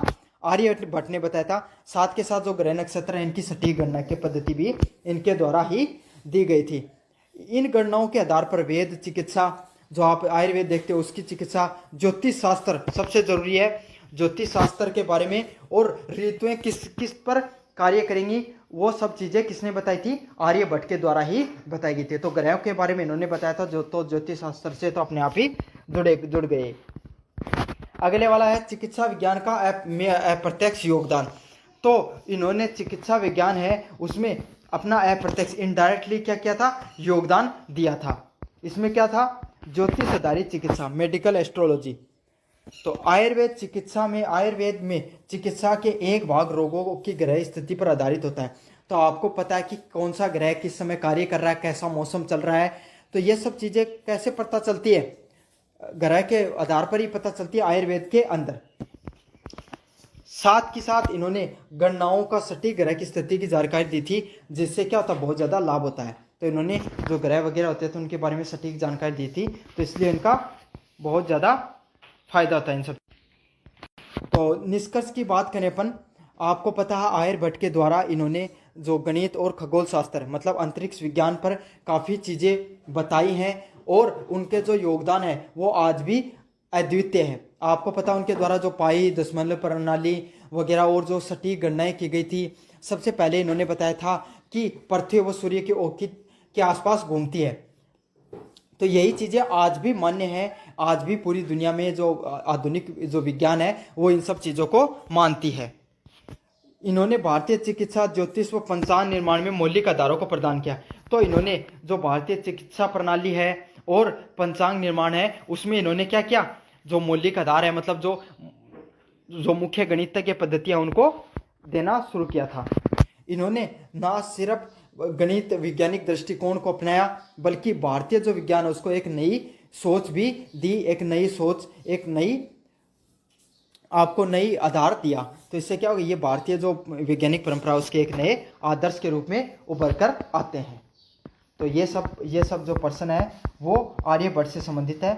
आर्यभट्ट का क्या योगदान रहा गणितज्ञ के अंदर, तो इसको मैंने आपको पूरा पढ़ा दिया। कैसा लगा आपको वीडियो जरूर से बताना। इंपॉर्टेंट पर्सन है, आपको अच्छे से इस पर्सन को कर लेना है। ये पर्सन आपको हर यूनिवर्सिटी में बार बार रिपीट होता है। तो आपको क्या करना है, आपको वीडियो को पूरा देखना है, चाहे प्रश्न लघुतरात्मक में आए, चाहे अति लघुतरात्मक में आए, चाहे निबंधात्मक में आए, या आपके सामने अगर प्रश्न देखने को मिलेगा तो आप जरूर से इस प्रश्न को कर दोगे। तो जैसा कि आपको पता है, जो भारतीय संस्कृत, भारतीय जो साहित्यिक विरासत है, इसमें तो आपको पता है भारतीय विरासत में आज से नहीं, पौराणिक काल से ही, क्या वैदिक काल से ही जो साहित्यकार है होते आए हैं। लेकिन अगर उन सभी साहित्यकारों में तुलसीदास का नाम है वो सबसे अग्रणी पंक्ति में रखा जाता है, सबसे आगे रखा जाता है। अगर हम तुलसीदास का नाम नहीं ले भारतीय साहित्यकारों का, जब जिस समय बात कर रहे होते हैं, तो ये समझ लीजिए कि हमें अंदर से ऐसी फीलिंग आती है कि हमने किसी चीज़ को, एक बहुत ही अमूल्य चीज़ को छोड़ दिया, पीछे छोड़ दिया है। इतना बड़ा योगदान है तुलसीदास का भारतीय साहित्य विरासत में। तुलसीदास है वो किसके, भक्तिकालीन हिंदी साहित्य के महान कवि हुए हैं। उन्होंने सामाजिक और नैतिक चेतना के मध्य, धार्मिक व सामाजिक और नैतिक चेतना से अपना जो साहित्य है उसको जन जन तक पहुंचाया है। तो इन्होंने जो अपने धर्म के पर धार्मिक रूप से जो उन्होंने साहित्य लिखा, समाज को एक नई भावना दी, नई चेतना दी, समाज को जीवन जीने का एक नई तरीका बताया आपने साहित्य के माध्यम से। और इनकी साहित्य की पहचान ऐसी है कि इन्होंने इतनी सरल भाषा में अपना साहित्य लिखा कि हर व्यक्ति, आम जन भी उस व्यक्ति को पढ़ सकता था, और जन जन तक अपनी भावना को इन्होंने पहुँचाने का कार्य किया है। तो भारतीय साहित्य को एक अलग पहचान देने का कार्य किसका है, तुलसीदास का बहुत बड़ा योगदान रहा है। तो तुलसीदास का संक्षिप्त में परिचय देख लेते हैं। तो आपको पता है तुलसीदास का जो जन्म है वो 1554 में ईस्वी में हुआ था। कहाँ पर, राजापुर उत्तर प्रदेश के अंदर इनका जन्म होता है। होता क्या है आपको पता है, इनका शादी होती है तो इनकी जो पत्नी है इनसे इनको बहुत ज़्यादा मोह होता है। इतना मोह होता है कि इनकी पत्नी एक बार अपने मायके चली जाती है तो ये भी उनके पीछे पीछे चले जाते हैं। तो इनकी पत्नी उनको डांट देती है कि इतना भी क्या पत्नी प्रेम में पड़ना। तो इस बात से, ये बात इंसान को इतना ठेस पहुंच जाती है कि वो घर को त्याग देते हैं और भक्ति मार्ग को अपना लेते हैं, और फिर अपना पूरा का पूरा जीवन उसको बदल देते हैं, और पूरा जीवन है भगवान श्री राम की भक्ति को समर्पित कर देते हैं। इन्होंने अलग अलग भाषा में अपना जो साहित्य है उसको लिखा, किसमें, अवधी और ब्रज भाषा। अवधी मतलब जो भगवान श्री कृष्ण की जो अवध में जो भाषा बोली जाती है, या फिर जो राम के भक्त के जितने भी कवि हैं जिन्होंने राम की भक्ति के ऊपर लिखा है, वो अवधी भाषा में इन्होंने अपना पूरा का पूरा साहित्य लिखा है। भगवान श्री कृष्ण की जो मथुरा की भाषा है, ब्रज भाषा, उसको में भी लिखा है, और साथ के साथ कुछ साहित्य संस्कृत भाषा में भी देखने को मिलता है। इनकी मृत्यु कब होती है, 1623 ईस्वी के अंदर होती है, वाराणसी के अंदर। तो जन्म होता है इनका राजापुर उत्तर प्रदेश में 1554 में, मृत्यु होती है 1623 में वाराणसी में। तो आपको ये जीवन परिचय है उसको अच्छे से याद कर लेना है, काफ़ी ज़्यादा मोस्ट इम्पोर्टेंट है ये जीवन परिचय। अब अपन बात करें तुलसीदास का साहित्यिक योगदान क्या रहता है। तो पहला साहित्यिक योगदान है रामचरितमानस। तो तुलसीदास को मातम करती, जिसे भाव सागर से पार उतारने वाली नौका कहा गया है। तुलसीदास की सबसे महान कृति रामचरितमानस। रामचरितमानस एक ऐसी कृति है जिसको साहित्य भारत में ऐसा कोई व्यक्ति होगा जिसने उसको पढ़ा नहीं होगा, सुना नहीं होगा, उस पर टीवी सीरियल, लोक नाटक नहीं सुने होंगे। समझ में आ गया आपको। और ये इतनी बड़ी मान करती है तुलसीदास की, जिसे भवसागर मतलब इस जीवन को, ये जो नश्वर शरीर है, इसको त्याग करके जो मोक्ष की प्राप्ति करने के लिए आत्मा का जो तरीका होता है, उसकी जो भवसागर में पार कर सकते हो इस ग्रंथ को पढ़कर। इसमें भगवान राम के जीवन के वर्णन अवधी भाषा में किया गया है। तो इसमें क्या बताया गया है, इसमें भगवान राम का जो जीवन है, किस तरीके से संघर्षशील जीते हैं भगवान राम का, उसी सारी की सारी चीज़ों को, जो रामायण का जो वाल्मीकि के द्वारा लिखी गई थी, उसी चीज़ को इन्होंने अवधी भाषा के अंदर वर्णन किया है। इस ग्रंथ ने धार्मिक, नैतिक व सांस्कृतिक दृष्टि से भारत को एक सूत्र में बांधा है। तो ये जो ग्रंथ है ये धार्मिक रूप से, नैतिक रूप से और सामाजिक दृष्टि से पूरे भारत के अंदर सबसे ज़्यादा मशहूर कृतियों में से एक रहा है। राम में चरित्र लोक मंगलकारी, मर्यादा, सत्य व धर्म का प्रतीक है। तो भगवान राम को रामचरितमानस में कैसे दिखाया गया, लोक मंगल के नहीं, मतलब वो अपने हित को नहीं चाहते हुए भी जनता के हित को चाहते हैं।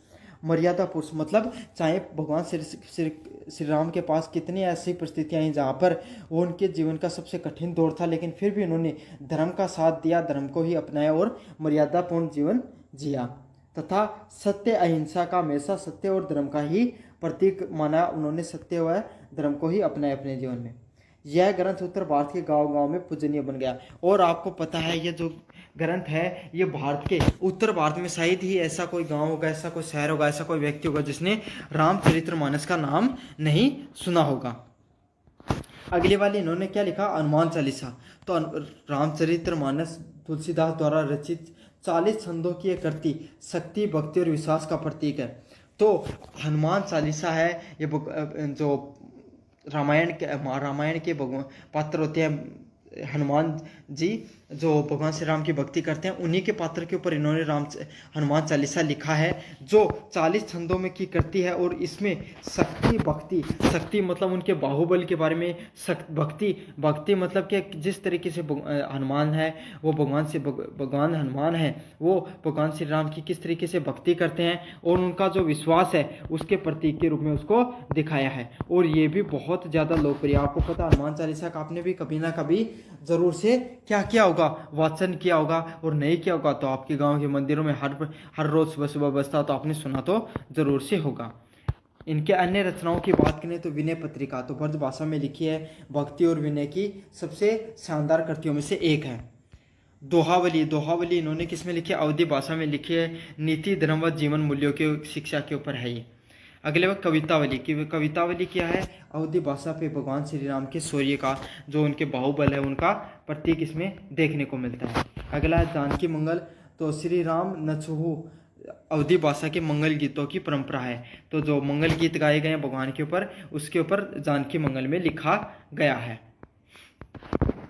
तो तुलसीदास की क्या विशेषता रही, पहली विशेषता थी भक्ति का सार्वभौमिक संदेश।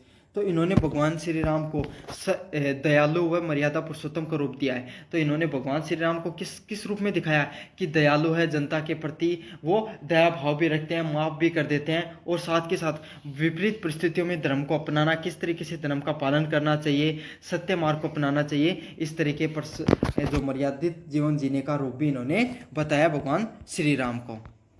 अगले वाला क्या है, जनभाषा में रचना। तो संस्कृत की स्थान पर अवधी व ब्रज जैसी लोक भाषाओं का प्रयोग करके उन्होंने जन जन तक पहुंचाया। तो इन्होंने क्षेत्रीय भाषा में, तुलसीदास ने क्षेत्रीय भाषा में साहित्य की रचना की। तो इससे क्या फ़ायदा हुआ, जो आम जनता की बोली थी वो उन तक पहुंचती है तो उन्हें अपनापन जैसा महसूस होता है। इसीलिए दोनों कृतियाँ क्या होती हैं, बहुत ज़्यादा मशहूर होती चली जाती हैं। अगले वाला क्या, साहित्य में धर्म और नीति। तो इन्होंने जो साहित्य था उसमें धर्म व नीतिगत जीवन जीने की बात की है। तो इन्होंने धर्म में धर्म व सदाचार, भक्ति, सेवा व करुणा संयम का संदेश दिया है।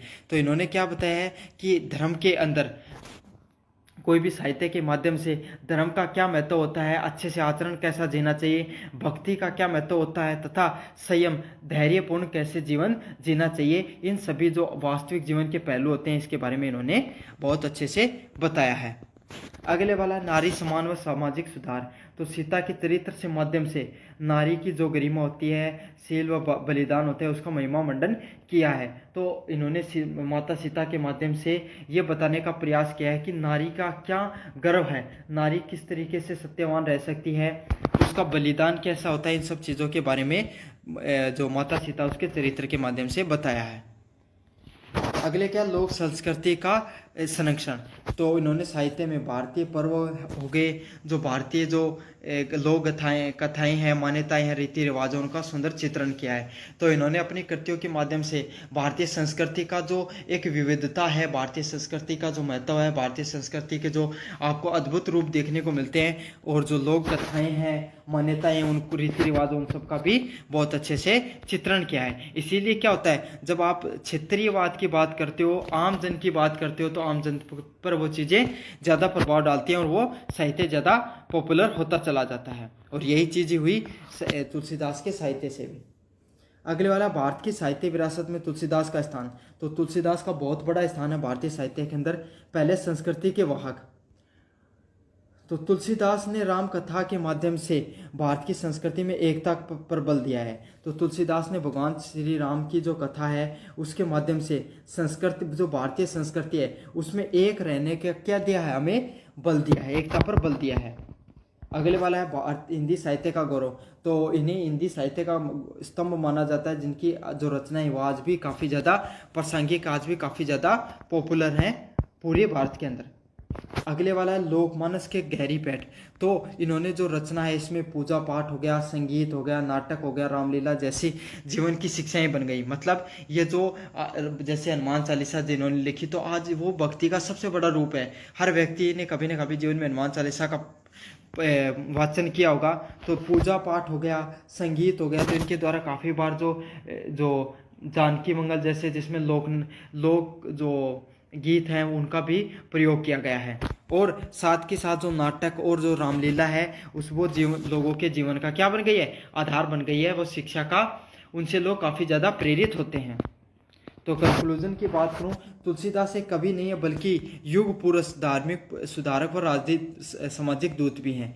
तो जो सिर्फ तुलसीदास एक कवि नहीं है बल्कि एक सामाजिक सुधार के रूप में भी उन्हें देखा जाता है। इन्होंने भारत में करोड़ों लोगों को राम भक्ति, भगवान श्री राम की भक्ति के लिए नैतिकता से, मतलब एक सही से जीवन कैसा जीना चाहिए, इसके बारे में बताया है। भारतीय संस्कृति विरासत में तुलसीदास का योगदान अमूल्य, अमर व अजर है। तो भारतीय संस्कृति में जो तुलसीदास है उनका बहुत बड़ा योगदान देखने को मिलता है। तो यही है तुलसीदास के जो साहित्य से संबंधित जितने भी इंपॉर्टेंट पॉइंट थे मैंने आपको सारे के सारे करवा दिए हैं। तो आपको कैसा लगा ये वीडियो ज़रूर से कमेंट में बताना और चैनल को ज़रूर से सब्सक्राइब कर देना। धन्यवाद। विस्तार स्पष्ट कीजिए, काफ़ी ज़्यादा मोस्ट इंपॉर्टेंट पर्सन है ये, काफ़ी बार रिपीट होता है ये वाला पर्सन। तो आपको क्या करना है, इस वीडियो को पूरा देखना है, साथ के साथ चैनल को सब्सक्राइब कर देना है। और अगर पूरा वीडियो देख लोगे तो आपका चाहे पर्सन निबंधात्मक रूप से है चाहे लोकोत्तरात्मक रूप से काफ़ी बार रिपीट होता है, तो आप इस पर्सन को बहुत अच्छे से कर सकोगे। साथ के साथ मैंने और भी अन्य पर्सन है उनके भी उत्तर आपको करवा रखे हैं बहुत अच्छे से एक्सप्लेन करके, तो इनको भी आप जो डिस्क्रिप्शन में मैंने लिंक दे रखा वहाँ पर जाकर देख सकते हो। तो पहले पॉइंट की मैं बात करूँ जो गंधार व मथुरा कला की, तो ये जो गंधार व मथुरा कला है ये भारतीय जो मूर्तिकला इतिहास है उसकी दो कलाएं हैं और इनका दोनों का बहुत ही शानदार इतिहास रहा है। ये भारतीय जो प्राचीन मूर्तिकला उस समय की जो कलाएं हुआ करती थी, उन कलाओं पर जो मूर्तियां का निर्माण किया जाता था क्या तो गंधार कला पे होता था या फिर मथुरा कला पे होता था। विशेष करके इन जो कलाएं हैं इनका प्रयोग भगवान बुद्ध के धर्म के प्रचार के लिए किया गया और भगवान बुद्ध की मूर्तियों के लिए बनाने के लिए किया गया। तो ये जो उसमें जो मूर्तियां निकल कर आई, ये जो हिंदू देवी देवताओं के लिए भी, इनके निर्माण के लिए भी इनका प्रयोग में किया जाता है। तो यही है उस समय जो मूर्ति कला थी, जो आज भी आप भी देखते हो तो अचंभित हो जाते हो कि कितनी शानदार मूर्ति बनाई गई है। तो ये उस समय की कलाओं में से एक थी।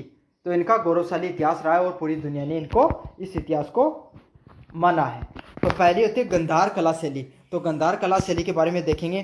तो देखो गंधार है ये है कहाँ से निकल कर है गंधार कला, ये पाकिस्तान और अफगानिस्तान के समय का कुछ भाग होता था, वहाँ से ये जो कला है ये निकल कर आती है। और इसका जो काल है कब 1 से लेकर 5वीं शताब्दी तक, पहली ईस्वी से लेकर 5वीं ईस्वी तक ये जो कला है ये उत्पन्न होती है धीरे धीरे और फिर आगे जाकर बढ़ती चली जाती है। इसका विकास कब होता है, कुषाण काल में कनिष्क है वो इसको सबसे पहले इस कला को लेकर आया था। तो गंधार कला है वो आपको पता है पाकिस्तान अफगानिस्तान का कुछ भाग है, वहाँ के जो निकासीकार या जो चित्रकार या मूर्तिकार थे उनके द्वारा इस कला का निर्माण का विकास किया गया। फिर इसका जो विकास काल है वो 1 ईस्वी से 5 ईस्वी के बीच में है। इसको सबसे अधिक विकास करने का किसका योगदान रहता है, राजा कनिष्क का रहता है। समझ में आ गया। अब इसकी मुख्य विशेषताएं क्या रहती हैं, तो आपको पता है जो कनिष्क है वो खुद कहाँ का था, कुषाण राजा था जो बाहर का था, रोमन देश का था, यूनान व रोमन देश का था। तो अब वहाँ का है तो उसने मूर्तियों का निर्माण किया, तो उसमें उसका थोड़ा बहुत प्रभाव तो देखने को मिलेगा। तो यही है इस जो कला है यहाँ पे गंधार शैली में यूनान व रोमन कला का गहरा प्रभाव देखने को मिलता है। तो भाई जो जहाँ का होगा मूर्तिकार बनवाएगा या राजा बनाएगा तो खुद की तो उसमें थोड़ी बहुत अपनी कलाकारी दिखाने का प्रयास करेगा। तो यही होता है जो गंधार कला है उसमें यूनान और रोमन कला का थोड़ा बहुत गहरा प्रभाव देखने को मिलता है।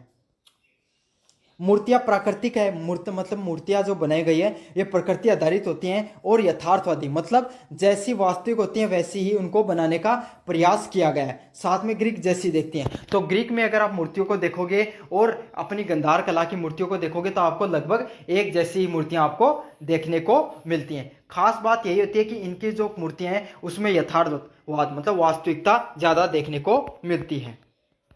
अगले वाला पॉइंट है बुद्ध की पहली मूर्ति। तो भगवान बुद्ध की मानवीकरण, मतलब आपको पता है भगवान बुद्ध ने कहा था कि भाई मूर्ति पूजा करना बुरी बात है, तो लेकिन इन्होंने बाद में महात्मा बुद्ध की जो पहली मूर्ति का निर्माण किया गया वो किस कला पे थी, वो गांधार कला पर ही थी। समझ में आ गया? तो ये बहुत इंपॉर्टेंट पॉइंट है। साथ के साथ उसमें प्रतीकों का जैसे धर्म चक्र का, पद चिन्हों आदि का सब दो देखने को मिलता है। तो आपको पता है भगवान बुद्ध की काफ़ी मूर्तियाँ आपने देखी होंगी, उन मूर्तियों में जो धर्म चक्र भगवान के द्वारा जो शांत रूप से जो भक्ति करते हुए दिखाया गया है, तो वो सब चीज़ें कहाँ से, कौन सी कला से निकल कर गांधार कला से निकल कर आई हैं। अगले वाला है प्रमुख लक्षण क्या है इसमें। तो इसमें प्रमुख लक्षण होते हैं कि बड़ी बड़ी आंखें दिखाई जाएंगी। तो आप देखना नेट पर सर्च करके महात्मा बुद्ध की मूर्तियाँ, उसमें बड़ी बड़ी मूर्तियाँ होती हैं और उनके आंखों को बड़े चमकदार रूप से दिखाया जाता है। लहरदार होंगी, थोड़ी बहुत ग्रीक उनके अंदर देखने को मिलेगी।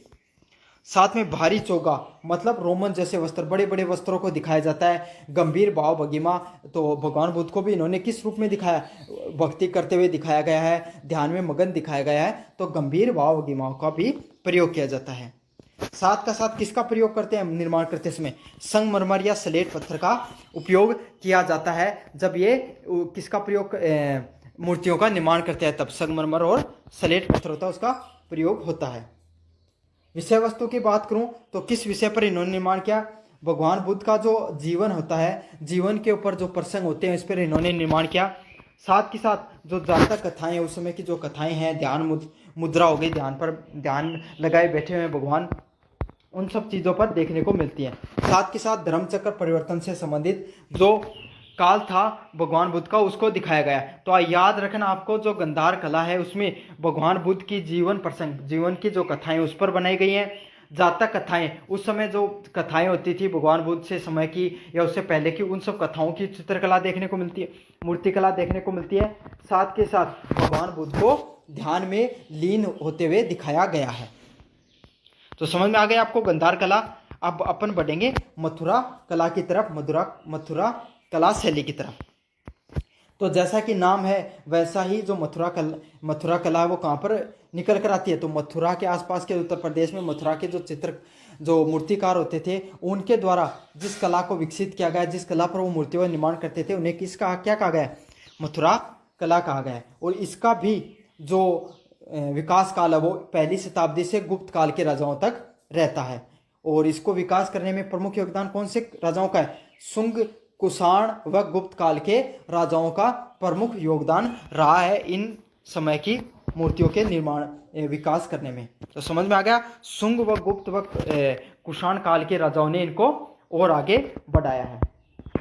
अच्छा, इनकी मुख्य विशेषताएं क्या रही हैं, भारतीय मूल की शैली। तो आपको पता है भाई मथुरा का भारत में है, तो भारतीय मूल शैली है, इसमें क्या भारतीयों का योगदान रहा है। ये पूरी तरीके से स्वदेशी परंपराओं पर आधारित है, इसमें भारतीय भाव देखने को मिलेगा। तो आपको पता है भारतीय लोगों के द्वारा निर्माण किया गया, तो भारतीय भावनाओं को ज़्यादा उसमें प्रदर्शन होगा। परिधान, कपड़े भी वैसे हैं और धार्मिक परंपराएं भी वैसे की वैसे ही देखने को मिलती है। जैसे भारतीय लोग अपना कपड़े पहनते हैं, परिधान पहनते हैं, और उसी तरीके की जो धार्मिक परंपराएं हैं उसको भी देखने को मिलती हैं। मुख्य मूर्तियों की बात करें तो भगवान बुद्ध की मूर्ति, तीर्थकार, जैन तीर्थकारों की मूर्तियाँ, यश यक्षिणी, हिंदू देवी देवताओं की मूर्तियाँ देखने को मिलती हैं। तो भगवान बुद्ध की जैन धर्म के जितने भी तीर्थकार होते हैं उन सब की मूर्तियाँ इसमें देखने को मिलती हैं। साथ के साथ हिंदू देवी देवताओं की मूर्तियाँ भी इसमें प्रमुख रूप से देखने को मिलती हैं। यहाँ पर बुद्ध की मूर्ति अधिक आत्मीय व भावमय लगती है। तो यहाँ पर आपको पता भाई हिंदू मूर्तिकला होगी तो भावनाएं तो उसमें होगी। तो यहाँ पर भगवान बुद्ध की मूर्ति है जो गांधार कला में ज़्यादा गंभीर मुद्रा में थी, यहाँ पर आत्मीय मतलब वास्तविक ज़्यादा देखने को मिलेगी, उसमें वास्तविकता ज़्यादा देखने को मिलेगी, आपको भावनात्मक ज़्यादा होगा उसमें। प्रमुख लक्षण क्या आते हैं, लाल बलुआ पत्थर, लाल मिट्टी के जो पत्थर होता है उसका ज़्यादा प्रयोग किया गया है। साथ के साथ ऊपर का शरीर होता है उसको खुला छोड़ दिया गया है, पतली धोती पहनाई गई है और हल्की सी मुस्कान देखने को मिलती है। तो यही होता है, ऊपर का खुला जो शरीर खुला होगा, अर्धनग्न अवस्था में दिखाया गया है, पतली धोती पहनाते थे और मुस्कान रहती थी। तो आप जो मंदिरों में मूर्तियां देखते हैं ना अपनी खुद की, तो वहाँ पर देखते भगवान श्री राम वगैरह को इसी रूप में दिखाया गया है। तो वही मूर्तियां हैं आपको कौन सी कला पे, मथुरा कला पर देखने को मिलती हैं। अगले वाला, बुद्ध की मूर्तियां सीधी खड़ी मुद्रा में, मतलब भगवान बुद्ध को खड़े रूप में दिखाया गया है, चौड़े कंधे व आकर्षक चेहरे के रूप में उनको दिखाया गया है। धार्मिक विविधता की बात करें भाई, जो मथुरा कला में धार्मिक विविधता भी देखने को मिलती है, जिसमें बौद्ध धर्म के साथ हिंदू व जैन धर्म की मूर्तियों का भी निर्माण हुआ है। तो इसमें क्या होता है, जो धार्मिक विविधता भी देखने को मिलती है, जिसमें बुद्ध धर्म के साथ साथ हिंदू और जैन धर्म के जो तीर्थकार हुआ है उनकी भी मूर्तियों का भी निर्माण हुआ है। अब दोनों में कलाओं में कंपैरिजन करने का प्रयास करेंगे। तो सबसे पहले बात करें मूल प्रभाव, तो प्रभाव कौन सी कला पर किसका हुआ, तो गांधार कला है वो मैंने बताई थी, ग्रीस के द्वारा उसका ज़्यादा विकास हुआ। तो कौन से थे, यूनानी व रोमन कला उसमें ज़्यादा देखने को मिलती है। मथुरा कला अपने खुद की है, तो स्वदेशी भारतीय व स्वदेशी जो खुद की कला उसमें का ज़्यादा देखने को मिलता है। सामग्री, जिसका निर्माण सामग्री का प्रयोग हुआ है वो कौन सी है, सलेट या ग्रे पत्थर। तो सलेट या जो ग्रे पत्थर है उसका उसमें प्रयोग किया गया है। और इसमें किसका प्रयोग किया जाता है, लाल बलुआ पत्थर, जो लाल पत्थर है उसका ज़्यादातर प्रयोग किया गया मथुरा के अंदर। तो अपने उधर की साइड में ज़्यादा लाल पत्थर ही मिलता है, तो उसी का प्रयोग किया गया है। अगले वाला पॉइंट है मूर्ति की शैली। तो मूर्ति की शैली कैसी है, यथार्थवादी है, वास्तविक देखने को मिलती है और पश्चिमी परिधान। तो उसमें जो बड़ा बड़ा चोला देखने को मिलता है ग्रीक रोमन शैली जैसा। तो गंधार कला में कैसा होती है, बड़े बड़े चोले, बड़ा चोला देखने को मिलेगा, यथार्थवादी मतलब वास्तविकता देखने को मिलती है। लेकिन जो भारतीय मथुरा कला है उसमें भारतीय परिधान देखने को मिलेंगे, धोती पहना के रखेंगे, ऊपर का शरीर को नग्न दिखाया जाता है, साथ के साथ भावनात्मक रूप से दिखाया गया है। जैसे महात्मा बुद्ध की मूर्तियों को थोड़ा मुस्कान के रूप में दिखाया जाता है। अगले वाला पॉइंट है बुद्ध की आकृति। बुद्ध की आकृति कैसी है, तो गंभीर व ग्रीक शैली पर है। तो गंधार कला में किस शैली पर भगवान बुद्ध को दर्शाया गया है, गंभीर मुद्रा में खड़े हुए हैं और ग्रीक शैली पर आधारित है। जो मथुरा शैली वहाँ पर का आत्म में, मतलब आपको देखोगे तो एकदम ऐसा लगेगा कि वास्तविक भाई भावनाओं से ओतप्रोत है और मुस्कान उनके चेहरे पर आपको देखने को मिलेगी मथुरा कला में। अगले वाला बात करें प्रमुख क्षेत्र, भाई कौन से क्षेत्र से निकल कर आई, तो जो गंधार शैली है वो पाकिस्तान व अफगानिस्तान से निकल कर आई, वहाँ के क्षेत्र से निकल कर आती है। और जो मथुरा कला है ये आपको पता भाई मथुरा उत्तर प्रदेश के, तो उत्तर प्रदेश बाहर से निकल कर आती है। कला का उद्देश्य क्या होता है, तो कला का उद्देश्य गंधार कला में क्या थे, भगवान बुद्ध है उसके धर्म का प्रचार करना। और मथुरा कला में तीनों महात्मा बुद्ध, जैन व हिंदू देवी देवताओं की मूर्तियां देखने को मिलती है। तो उन तीनों को समन्वय आपको देखने को मिलता है। तीनों को जो शैली है या तीनों के धर्म को आगे बढ़ाने में इस मूर्ति कला ने बहुत बड़ा योगदान रहा है। तो समझ में आ गया, कंपैरिजन भी करके बता दिया, इंडिविजुअली भी मैंने आपको अच्छे से बता दिया है। अब आप जरूर से कर लोगे अगर प्रश्न आएगा तो। पहले वाले बात करें गंधार और मथुरा कला शैली में भारतीय मूर्ति कला की दो भिन्नताएं हैं, परंतु अत्यंत समर्थ पक्ष हैं। गंधार व मथुरा कला है दोनों, पहली बात तो अलग अलग क्षेत्रों से निकल कर आए हैं, इनका विकास अलग अलग समय हुआ है, लेकिन फिर भी विविधता होने के बाद में कुछ समानताएं देखने को मिलती है। वो समानता क्या है, दोनों के अंदर थोड़ा बहुत आपको स्वदेशी चित्रण जरूर देखने को मिलता है। गंधार कला में आपको ज़्यादा विदेशी प्रभाव देखने को मिलेगा, यथार्थवाद ज़्यादा मिलेगा। वहीं मथुरा कला में भारतीय परंपरा ज़्यादा देखने को मिलती है, भक्ति और सौंदर्य देखने को मिलता है। दोनों शैलियां हैं, इन्होंने भारत की धार्मिक और कलात्मक इतिहास को गौरवशाली बनाया। तो ये दोनों की दोनों शैलियां हैं, इन्होंने भारत की जो कला है उसमें धार्मिक व कलात्मक पक्ष को जोड़ा है। इनकी मूर्तियां विश्व कला की जगत का अमूल्य धरोहर मानी जाती हैं। तो इनकी जो मूर्तियां हैं ये पूरी दुनिया के अंदर, पूरी जगत के अंदर अमूल्य धरोहर हैं, उनका अमूल्य योगदान रहा है। तो ये वाला प्रश्न था आपके सामने, गंधार व मथुरा कला वाला कला शैली का काफ़ी महत्वपूर्ण प्रश्न है। तो तो कैसा लगा आपको वीडियो जरूर से बताना, चैनल को जरूर से सब्सक्राइब करना। धन्यवाद। संस्कृति की प्रमुख जो प्रवृत्तियों से संबंधित आपका जो पेपर होता है भारतीय संस्कृति इतिहास की प्रमुख प्रवृत्तियां, तो उससे संबंधित जितने भी जो शॉर्ट टाइप क्वेश्चन है, छोटे वाले आते हैं, लघुतरात्मक प्रश्न आने वाले हैं, वो मैं आपको करवाऊंगा। इनमें आपको जो 2 टाइप के प्रश्न आते हैं, एक आते हैं जिनमें आपको 30 से 40 वर्ड में आपको लिखना होता है, एक आते हैं आपको कुछ objective type question. Objective type question कैसे आते हैं, जैसे भक्ति आंदोलन के 2 संतों के नाम लिखिए, वैष्णव धर्म के 2 अवतारों के नाम बताइए। तो ऐसे भी प्रश्न ज्यादातर देखने को मिलते हैं और वो बच्चे कर नहीं पाते हैं। तो आज मैं दोनों ही टाइप के प्रश्न इसी के अंदर करवा दूंगा। तो आपको क्या करना है, सबसे पहले चैनल को सब्सक्राइब कर देना है, वीडियो को लाइक कर देना और अपने दोस्तों को जरूर से शेयर कर देना है। तो चलो शुरू करते हैं अपन। सबसे पहला है संस्कृति का अर्थ क्या होता है। तो संस्कृति का क्या अर्थ होता है, आपको पता है संस्कृति क्या होती है। आप जो खाते हो, आप जो कपड़ा पहनते हो, आप जिस समाज में रहते हो, आप जिन नियम कायदों को अपनाते हो समाज में रहने के लिए, आप जिस भाषा और बोली का प्रयोग करते हो, उसी को क्या कहा जाता है, संस्कृति कहा जाता है। समझ में आ गया। आपका जीवन जीने का जो ढंग है वो संस्कृति होती है। उदाहरण देकर बताऊं, भारत की संस्कृति की बात करें, अपन कैसा पहनावा पहनते हैं। अब तो अपन सारे के सारा जो परिधान अपना वो कैसा होगा, पश्चिमी हो गया है। लेकिन आपके दादा को देखो, वो कैसे कपड़े पहनते थे, धोती पहनते थे, कुर्ता पहनते थे। समझ में आ गया। अब अपने खाने की बात करें, अपन खाना अपन कैसे खाते हैं, खाना अपन खाते हैं भाई अपना बाजरे की रोटी हो गई, गेहूं की हो गई खाना, साथ के साथ फल सब्जियां हो गई और दूध हो गई। तो अपना जितना भी खाना होता है ना, वो कैसा होता है, जो डायरेक्ट खेतों से आता है और या शहर से लेकर आते हैं और खुद पकाते हैं और खुद खाते हैं। समझ में आ गया। अपनी बोली कैसी है, अपनी बोली खुद की मारवाड़ी बोलते हो, हिंदी बोलते हो, इंग्लिश बोल, या फिर आपकी और कोई लोकल लैंग्वेज हो तो वो बोलते हो, और कोई राज्य के तो दूसरी लैंग्वेज बोलते हो। समझ में आ गया। अपना क्या है, अपने जो सारे बच्चे हैं, माता पिता है, दादा दादी, सारे अपने एक साथ रहते हैं। अपन क्या होता है, संयुक्त परिवार होता है। अब बात करते हैं, अब आपका जन्म हुआ मान लो इंग्लैंड के अंदर, विदेश के अंदर, तो वहाँ के लोग क्या पहनेंगे, वहाँ के लोग कोट जो पहनते तो शॉर्ट्स वगैरह ज़्यादा पहनते हैं वहाँ के लोग। समझ में आ गया। ब्लेजर वगैरह। अब पहनावा तो अपने जैसा ही हो गया है समझ में सबको। लेकिन खाने पीने में देखना, वहाँ के लोग ज़्यादातर कैसा खाते हैं, पैक्ड फूड खाते हैं। पैक्ड फूड कौन सा होता है, जो पका पकाया, जिसको आपको बस लेकर आना है और थोड़ा सा पका देना है और खा लेना है, उसे क्या बोला जाता है, पैक्ड फूड खाते हैं। लेकिन अपन तो पैक्ड फूड बहुत कम खाते हैं, आजकल खाने लगे, पहले तो बिल्कुल भी नहीं खाते थे। उनकी बोली क्या है, उनकी भाषा अलग है। उनकी भाषा क्या है, वो इंग्लिश बोलते हैं, अपन मारवाड़ी वगैरह बोलते हैं। दूसरी बात, वहाँ के लोग क्या रहते हैं, उनको अब उनके माता पिता को अपने बच्चों से इतना मतलब नहीं होता है। उनको सरकार पालती है, फिर वो बड़े हो जाते हैं तो अपने स्तर पर काम करने लग जाते हैं, उनके दादा दादी साथ नहीं रहते। तो हर समाज है, कोई गलत सही नहीं होता है। हर समाज की एक संस्कृति होती है, वहाँ के नीति नियम व कानून बनाए जाते हैं। तो समझ में आ गया। आपका जीवन जीने का ढंग, जिसमें विश्वास, परंपराएं, भाषा, कला, आचार विचार आते हैं, वही चीज़ क्या होते हैं, जो मानव के सामाजिक व्यवहार को निर्धारित करते हैं और उसकी पहचान का आधार बनते हैं। तो अपन कोई भी इंसान की भाषा देखकर, उसका खाना पीना देखकर, उसका पहनावा देखकर बता सकते हैं कौन से राज्य का व्यक्ति है। तो इसे ही संस्कृति कहा जाता है।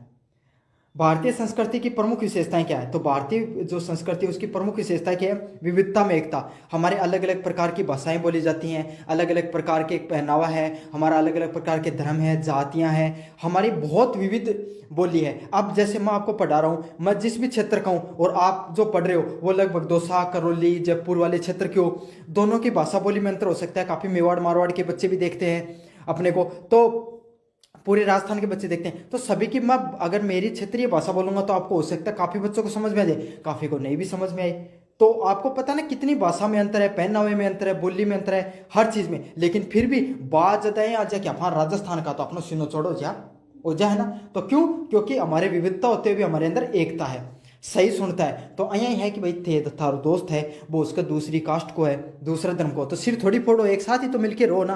तो यही है कि हम सही सुन है, मतलब सभी के साथ भाईचारे के साथ रहते हैं। अध्यात्म, पूजा पाठ थे भी करता होगा जिंदगी में, कदे तो करो ही हो, 100 दिन में एक दिन मंदिर में तो जाओ ही हो। तो एक मतलब क्या है, अध्यात्म है, भक्ति भाव भी अपन रखते हैं।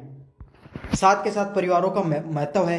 परिवारों का महत्व मतलब माता पिता की आफा के करा बात मानना। हाँ आजकल कौन मानो थे मन बेरो है, लेकिन थोड़ी बहुत तो मानना। यहाँ परंपराओं की निरंतरता है, मतलब त्योहार वगैरह आते हैं तो सभी लोग मिलकर मनाते हैं। तो यही है भारत की जो संस्कृति है, उसमें विविधता में एकता है, भाईचारा है, अध्यात्म भक्ति है, पारिवारिक मूल्य हैं और परंपराओं को हमारा जीवन इन सब चीज़ों से जुड़ा हुआ है। तो सारा उदाहरण था, समझ में आ गया ना, अच्छे से कराना आप एग्जाम में।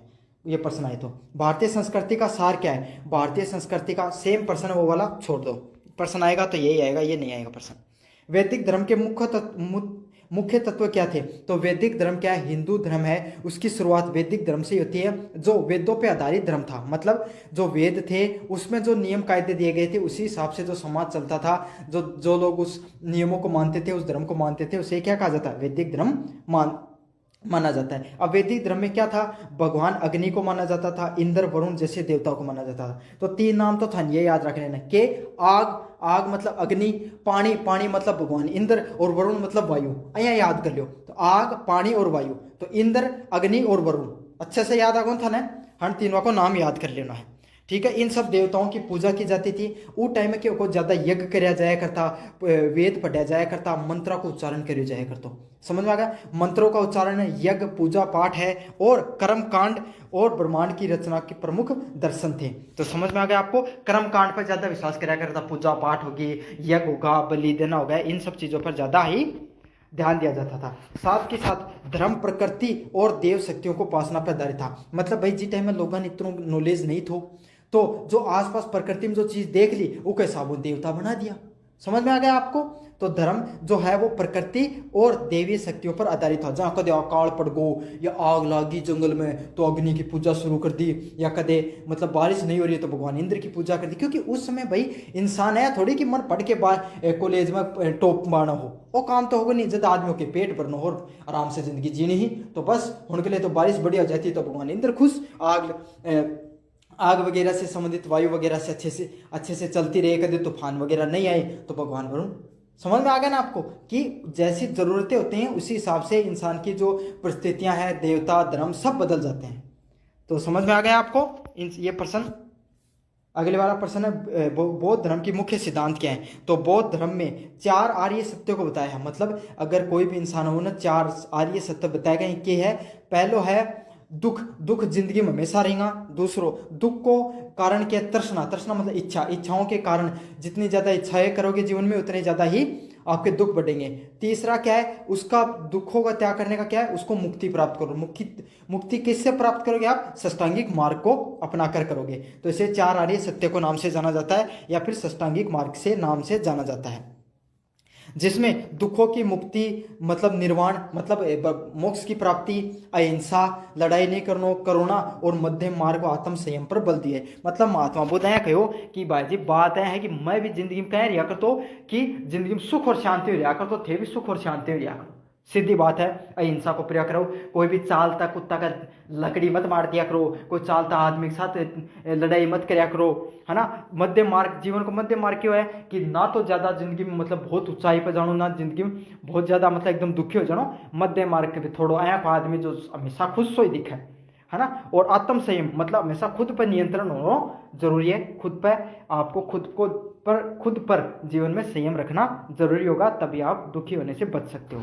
तो इसी को बुद्ध धर्म के नाम से जाना जाता है, और इसके संस्थापक कौन थे? महात्मा बुद्ध थे। अगले वाला प्रश्न है जैन धर्म के प्रमुख सिद्धांत क्या? तो जैन धर्म के प्रमुख सिद्धांत क्या है? इसमें भी 5 नियम बताए गए हैं। पहला नियम अहिंसा, मतलब आपको हिंसा नहीं करनी है, हमेशा सत्य बोलना है।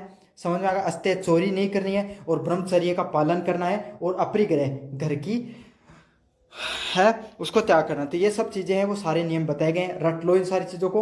सबसे पहले अहिंसा नहीं करनी है, सत्य बोलना है, चोरी नहीं करनी है, ब्रह्मचर्य का पालन करना और अपरिग्रह का पालन करना है। तो इन सब चीजों को आप क्या नियमों को मानकर आपको क्या हो सकती है? मोक्ष की प्राप्ति हो सकती है। साथ के साथ आपको तप संयम और त्याग की भी आवश्यकता होती है जीवन में संयमित जीवन जीने के लिए।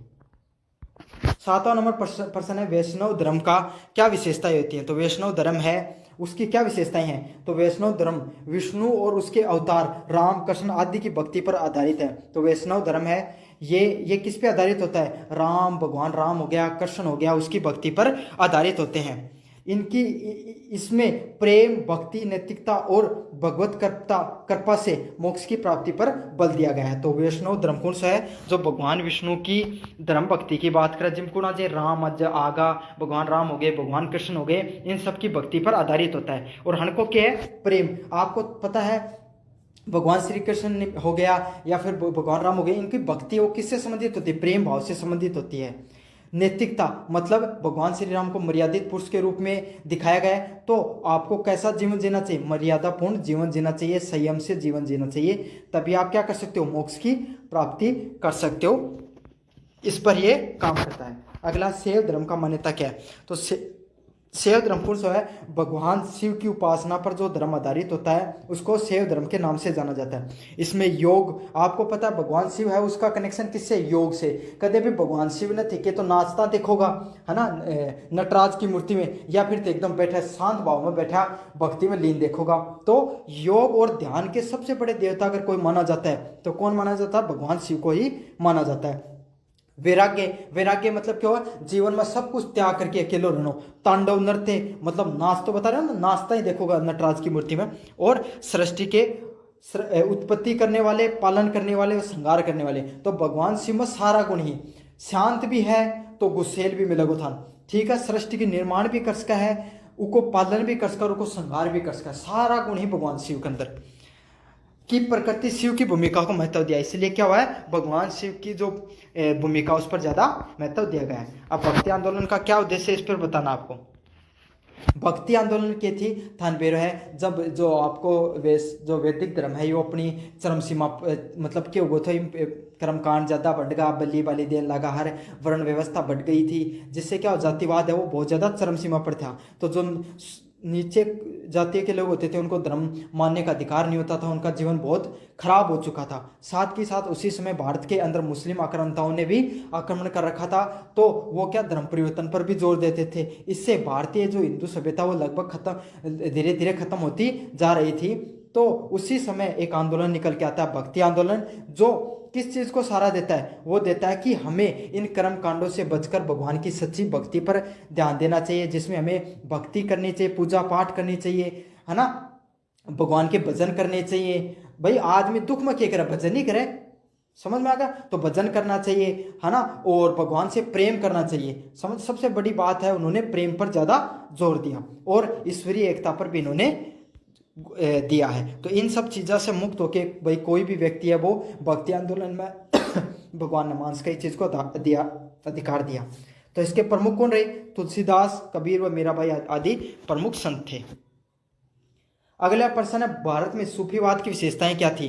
तो आपको पता है जैसे हिंदू धर्म में भक्ति आंदोलन हुआ, वैसे ही जो मुस्लिम धर्म है उसमें सूफी आंदोलन निकल कर आता है, और ये इस्लाम से संबंधित है, मतलब मुस्लिम धर्म से संबंधित इसकी शाखा थी। ये भी किस पर बात करते थे, ये प्रेम, भक्ति और ईश्वर से मिलन की अनुभूति बात कर, ये भी वही बात किया करता, हमको भी यही हो कि भगवानों मिलन के लिए सेम हिंदू धर्म था वैसे मुस्लिम धर्म में भी क्या कर्मकांड वगैरह ये सब बढ़ गए थे। तब सूफी संत आए, जैसे अजमेर की जो अपनी दरगाह ना, वो सूफी संत ही तो हैं, चिश्ती सूफी संत चिश्ती हैं वो। तो उसमें क्या होता था, ये किसकी बात करते थे कि प्रेम, भगवान ईश्वर से प्रेम करो, मिलाया थे, सोचो कि भगवान और मैं एक जगह कहाँ, तो इससे क्या होता, मिलन की अनुभूति होगी। और इससे क्या हुआ, भारत में यह भाईचारा, संगीत, कव्वाली, अब थे जो कव्वाली सॉन्ग सुना करो, है ना, जो नसरुद्दीन है जिन्होंने काफ़ी सॉन्ग आपको देखने को मिलते हैं, वो कव्वाली हैं, वो सूफी संतों की देन देखने को मिलती है, और इन्होंने हिंदू व मुस्लिम एकता का प्रतीक बनाएगा। जैसे निजामुद्दीन औलिया प्रमुख संत थे, थाना बेरा जो अजमेर की दरगाह पर हिंदू व मुस्लिम सभी लोग जाते हैं।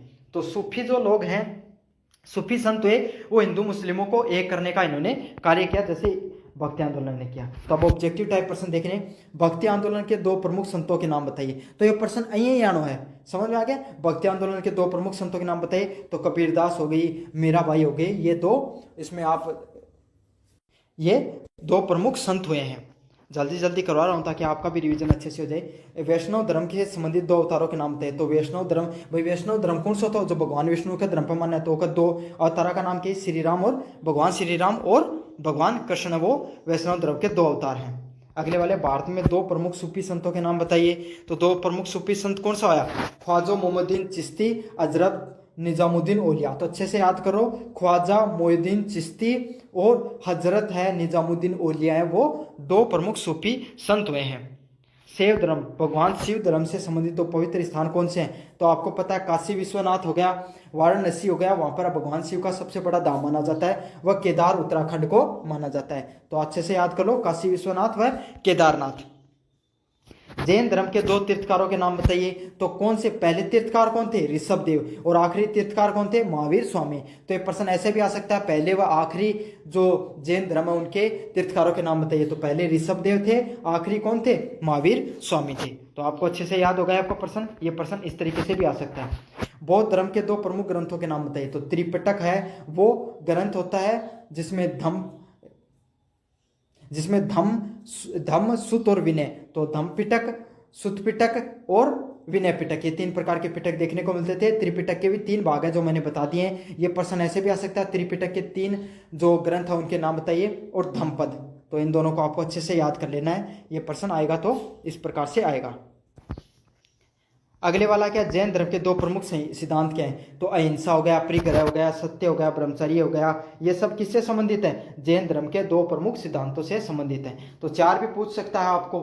सब प्रमुख सिद्धांत ऐसे भी आ सकता है, प्रमुख सिद्धांत बताइए। तो अहिंसा हो गया, सत्य हो गया, ब्रह्मचर्य हो गया, अपरिग्रह हो गया और अस्त्य हो गया। ये सारे के सारे जैन धर्म के प्रमुख सिद्धांत हैं। अगले वाला है भक्ति आंदोलन के 2 निर्गुण भक्तों के नाम बताए। तो निर्गुण कौन हो गए? 2 प्रकार के होते थे, एक तो सगुण और एक निर्गुण। समझ में आ गया? तो सगुण संत कौन होते थे? जो भगवान के रूप दर्शन में विश्वास रखते थे, जो मूर्ति पूजा में विश्वास रखते थे। उनका मानना है कि भगवान है वो का कोई रूप होता है। जैसे कोई भगवान श्री राम को मानता था, कोई श्री कृष्ण को मानता था, कोई शिव जी को मानता था। तो वो क्या होते? सगुण भक्ति धारा को मानने वाले थे। और कुछ लोग ऐसे थे जो कहते थे भगवान का कोई आकार नहीं होता है, भगवान हर कण में व्याप्त होते थे। वो मूर्ति पूजा का क्या करते थे? खंडन करते थे। तो वो निर्गुण भक्ति धारा के संत होते थे। तो सगुण में कौन कौन आते थे? जैसे मीराबाई हो गई। समझ में आ गया आपको? वो सगुण भक्ति धारा की वो थी। और तुलसीदास हो गए। तो तुलसीदास और कबीर, ये मीराबाई है, ये दोनों इसमें आते थे। और सगुण में और निर्गुण में कबीरदास और दादू दयाल। तो ये भगवान के रूप दर्शन को नहीं मानते थे। 9वां प्रश्न है भक्ति आंदोलन के 2 सगुण भक्तों के नाम बताइए। तो भक्ति आंदोलन में सगुण गुणों में तुलसीदास आ गया, सूरदास आ गया। मीराबाई का भी उदाहरण दे सकते हो आप। तो तुलसीदास है भगवान राम के करते थे, और सूरदास है वो भगवान श्री कृष्ण की भक्ति करते थे। समझ में आ गया आपको? और दोनों ही वैष्णव धर्म से संबंधित थे, ये भी याद रख लेना। सूफीवाद के 2 प्रमुख विचारों को नाम बताइए। तो ईश्वर से प्रेम करना, आत्मा की शुद्धि है, ये सूफीवाद के 2 सिद्धांतों पर कार्य करते थे। अगले वाला प्रश्न है उपनिषद दर्शन का मुख्य विचार क्या होता है? तो उपनिषद दर्शन है उसका प्रमुख विचार क्या होता है? तो जो उपनिषद दर्शन है इनका क्या कार्य था? इन्होंने ये बताया कि आत्मा का परमात्मा से मिलन पर इन्होंने जोर दिया। ये किस पर काम करते थे उपनिषद? ये बात करते थे ज्ञान पर, ध्यान पर और आत्मचिंतन को ही मुक्ति का मार्ग माना। तो देखो, मोक्ष प्राप्ति करने के अलग अलग नियम होते हैं। उसमें से एक नियम ये भी होता है ज्ञान की प्राप्ति करके ईश्वर की प्राप्ति करना। तो उससे ज्ञान की प्राप्ति करके क्या कर सकते हो आप? ईश्वर के स्वरूप को समझ सकते हो। इन्होंने आत्मा का परमात्मा से मिलन को बताया। और किस तरीके से बताया? ज्ञान के माध्यम से, ज्ञान, ध्यान और आत्मचिंतन के माध्यम से इन्होंने, उपनिषदों ने मुक्ति का मार्ग बताया। तत्वमसि जैसे महाकाव्य आत्म ज्ञान व ब्रह्म ज्ञान पर देते हैं। तो अहम ब्रह्मास्मि आपने सुना कि मैं ही ब्रह्मा हूं, ऐसे जो सब सुने ना, तो वो ब्रह्म ज्ञान की बातें करते थे ये सब लोग। तो इसमें तत्वमसि जैसे महाकाव्य आते हैं जो ब्रह्म ज्ञान की दर्शन की बातें करते हैं। अगले वाला प्रश्न है भगवत गीता का सांस्कृतिक महत्व क्या है? तो भगवत गीता का सांस्कृतिक महत्व क्या है? तो भगवत गीता वो भारतीय संस्कृति की आत्मा मानी जाती है। आप सबको पता है, हर व्यक्ति ने भगवत गीता के बारे में सुना होगा, पढ़ा होगा, देखा जरूर होगा उसको। और अगर कुछ नहीं देखा तो टीवी सीरियल में ही सुना होगा, नहीं देखा तो इंस्टाग्राम पर इतनी रीलें कटती हैं वो देख ली होगी आपने। यह धर्म, कर्म, योग और भक्ति का संतुलन बताती है। तो इसमें भगवत गीता में सारी चीज़ों पर बात की गई है कि धर्म का क्या महत्व होता है इंसान के जीवन में, कर्म का क्या महत्व होता है, योग के माध्यम से आप ईश्वर को कैसे प्राप्त कर सकते हो, और भक्ति, सभी चीज़ों के संतुलन को बताया है। और कर्म के महत्व को इसने अधिक बताया है।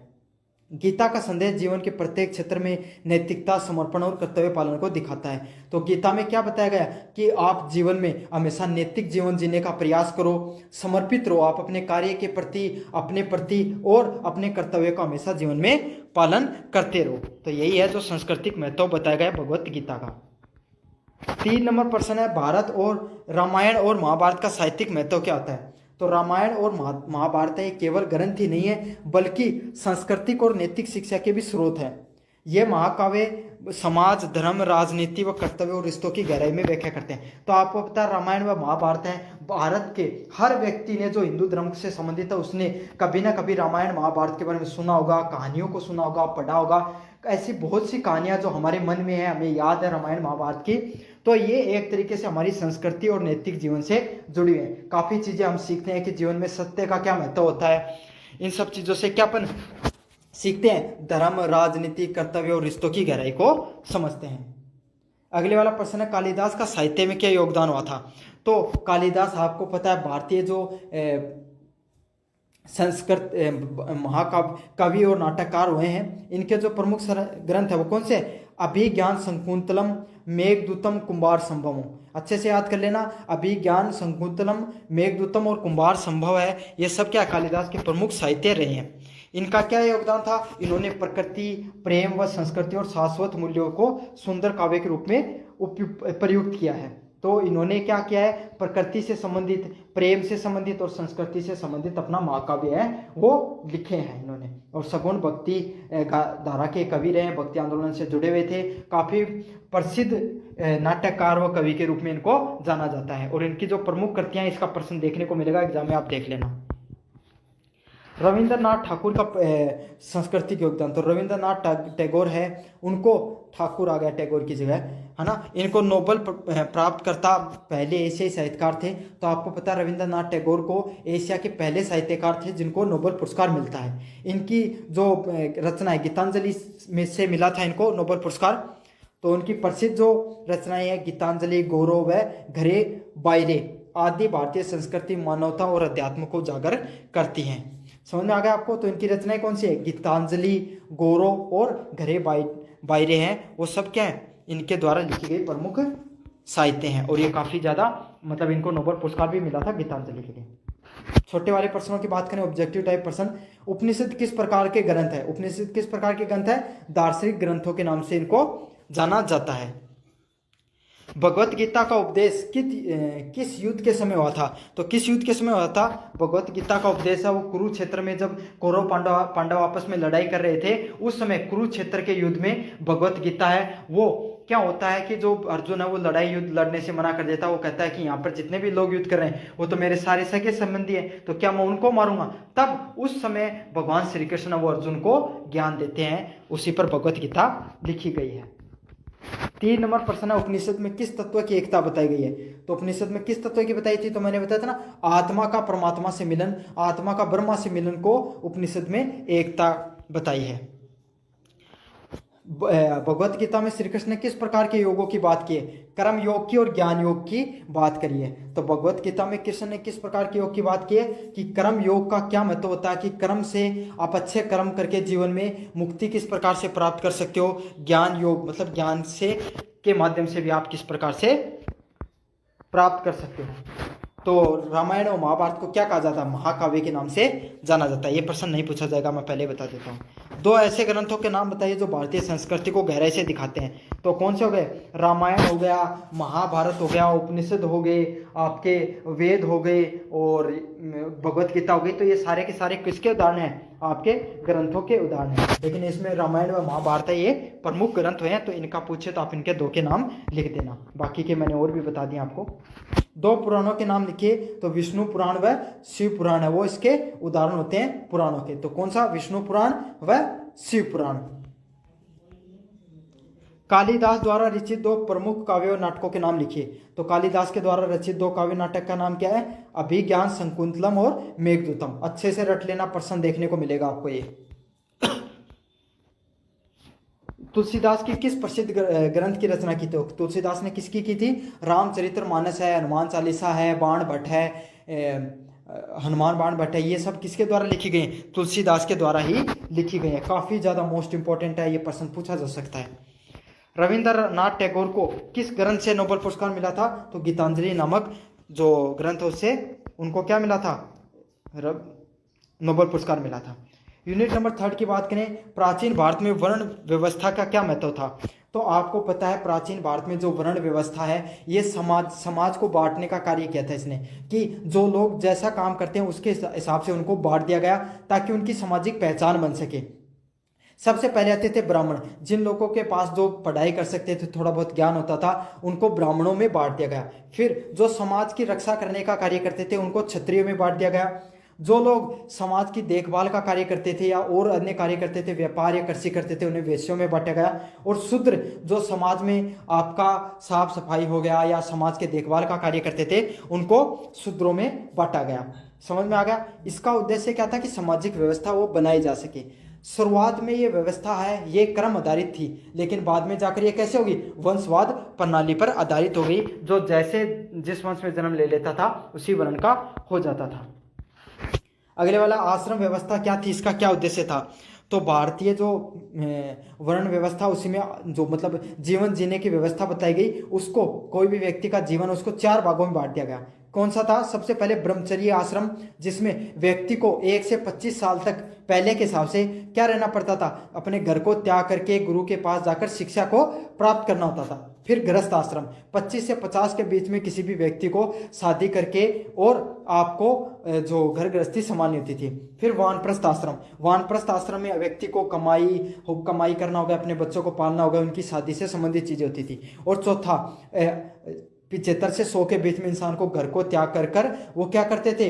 इंसान है वो भक्ति करने पर ध्यान देता था। उसको क्या बोलते थे? संन्यास आश्रम के नाम से जाना जाता है। तो ये व्यवस्था थी जो अध्यात्म से लेकर सामाजिक विकास से लेकर अध्यात्म के साथ जीवन के हर पहलू हर चरण को दिखाती थी।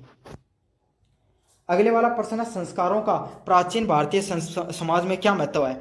तो संस्कार हैं वो शुद्धिकरण और अध्यात्म उन्नति किए जाने वाले धार्मिक अनुष्ठान हैं। तो संस्कार है वो क्या होते हैं? हमारे जीवन में जीने का तरीका को क्या बोला जाता है? संस्कार बोला जाता है। जैसे उपनयन, विवाह, अनिष्ट हो गया, ये सभी चीजें क्या होती हैं? व्यक्ति के सामाजिक और धार्मिक जीवन शुरू और संचित होते हैं। तो इससे व्यक्ति का जो सामाजिक और धार्मिक जीवन है उसके बारे में पता चलता है कि कैसे व्यक्ति को जीवन जीना चाहिए, कैसा ही जीवन को जीने का तरीका क्या होता है। अगले वाला प्रश्न, पुरुषार्थ क्या है, किस और उसके 4 पुरुषार्थ कौन से होते हैं? तो पुरुषार्थ क्या होते हैं? मानव जीवन के 4 उद्देश्यों को पुरुषार्थ बोला गया। पहला धर्म व कर्तव्य, तो कोई भी इंसान है उसका क्या कर्तव्य, उसका क्या धर्म है, वो उसका पहला क्या कर्तव्य होता है। दूसरा अर्थ, तो पहले इंसान को धर्म से चलना चाहिए। दूसरा अर्थ, इंसान को जीवन जीने के लिए पैसा कमाना जरूरी होता है ना, तो वो भी उसका कर्तव्य होता है। काम मतलब इच्छा, भाई इंसान के जीवन में इच्छा होगी कुछ प्राप्ति करने की, कुछ महत्वाकांक्षा होगी, तभी तो जीवन में प्रगति करेगा। तो इंसान के अंदर इच्छा होगी। और अंतिम कर्तव्य क्या होगा? मोक्ष की प्राप्ति। तो उसमें सब कुछ करने के बाद में जीवन में उसको मोक्ष के लिए सोचना चाहिए, भक्ति मार्ग को भी अपनाना चाहिए।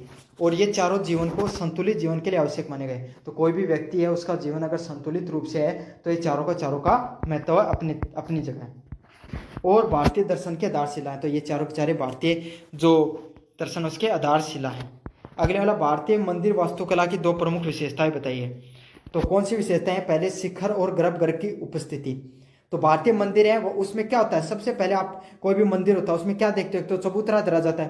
पहले तो प्रवेश द्वार होगा, फिर उसमें आपको क्या देखा जाएगा? मंडप, जिसपे मतलब वो जो चबूतरा होता है उसको मंडप बोला जाता है। फिर गर्भगृह है। गर्भगृह क्या होता है? जहां पर जो मूर्तियां वगैरह रखी जाती हैं भगवान की, उसको गर्भगृह बोला जाता है। और ऊपर आप गुंबद सी देखते हो ना, ऐसी ऊंची सी बनाकर रखते हैं, उसको शिखर बोला जाता है।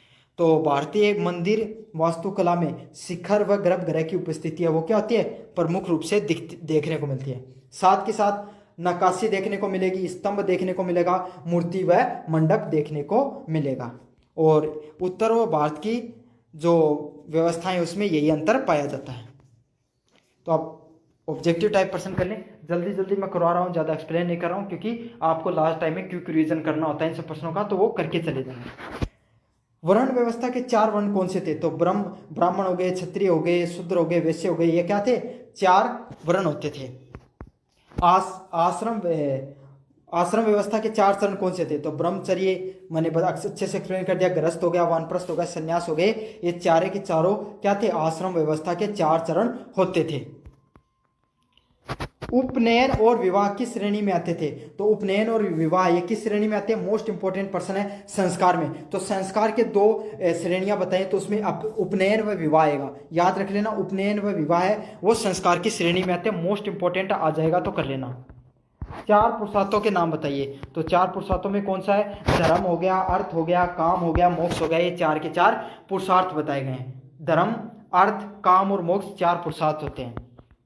अगले वाला प्रश्न है, संस्कारों का उद्देश्य क्या होता है? तो व्यक्ति को शारीरिक व मानसिक और आध्यात्मिक शुद्धिकरण करना ही संस्कारों के रूप में जाना जाता है। तो कोई भी व्यक्ति वो शारीरिक रूप से, मानसिक रूप से, आध्यात्मिक रूप से शुद्धिकरण रहे, शुद्ध रहे, उसी को क्या कहा जाता है? संस्कारों के रूप में उसको जाना जाता है।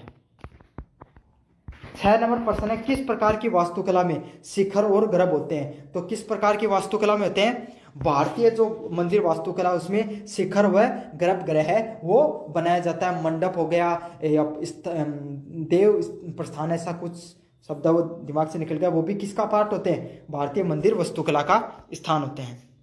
अगले वाला प्रश्न है, खुजराहों के मंदिर किस शैली पर बने हुए? तो नागर शैली पर बने हुए।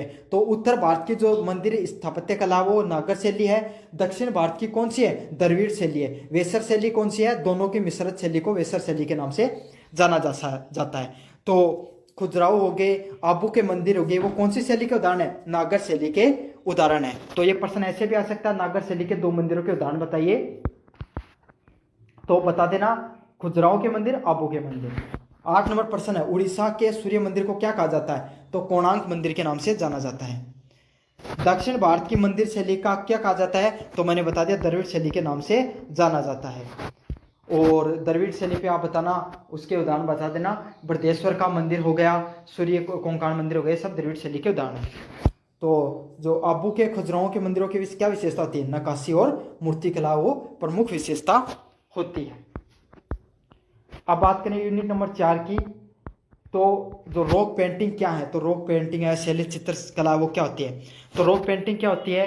जो रॉक मतलब क्या हो गया, आपका जो ये चट्टान हो गई, उस पर काट काट के चित्रकला बना दी जाती थी, उसको किस नाम से जाना जाता है? उसको रॉक पेंटिंग के नाम से जाना जाता है।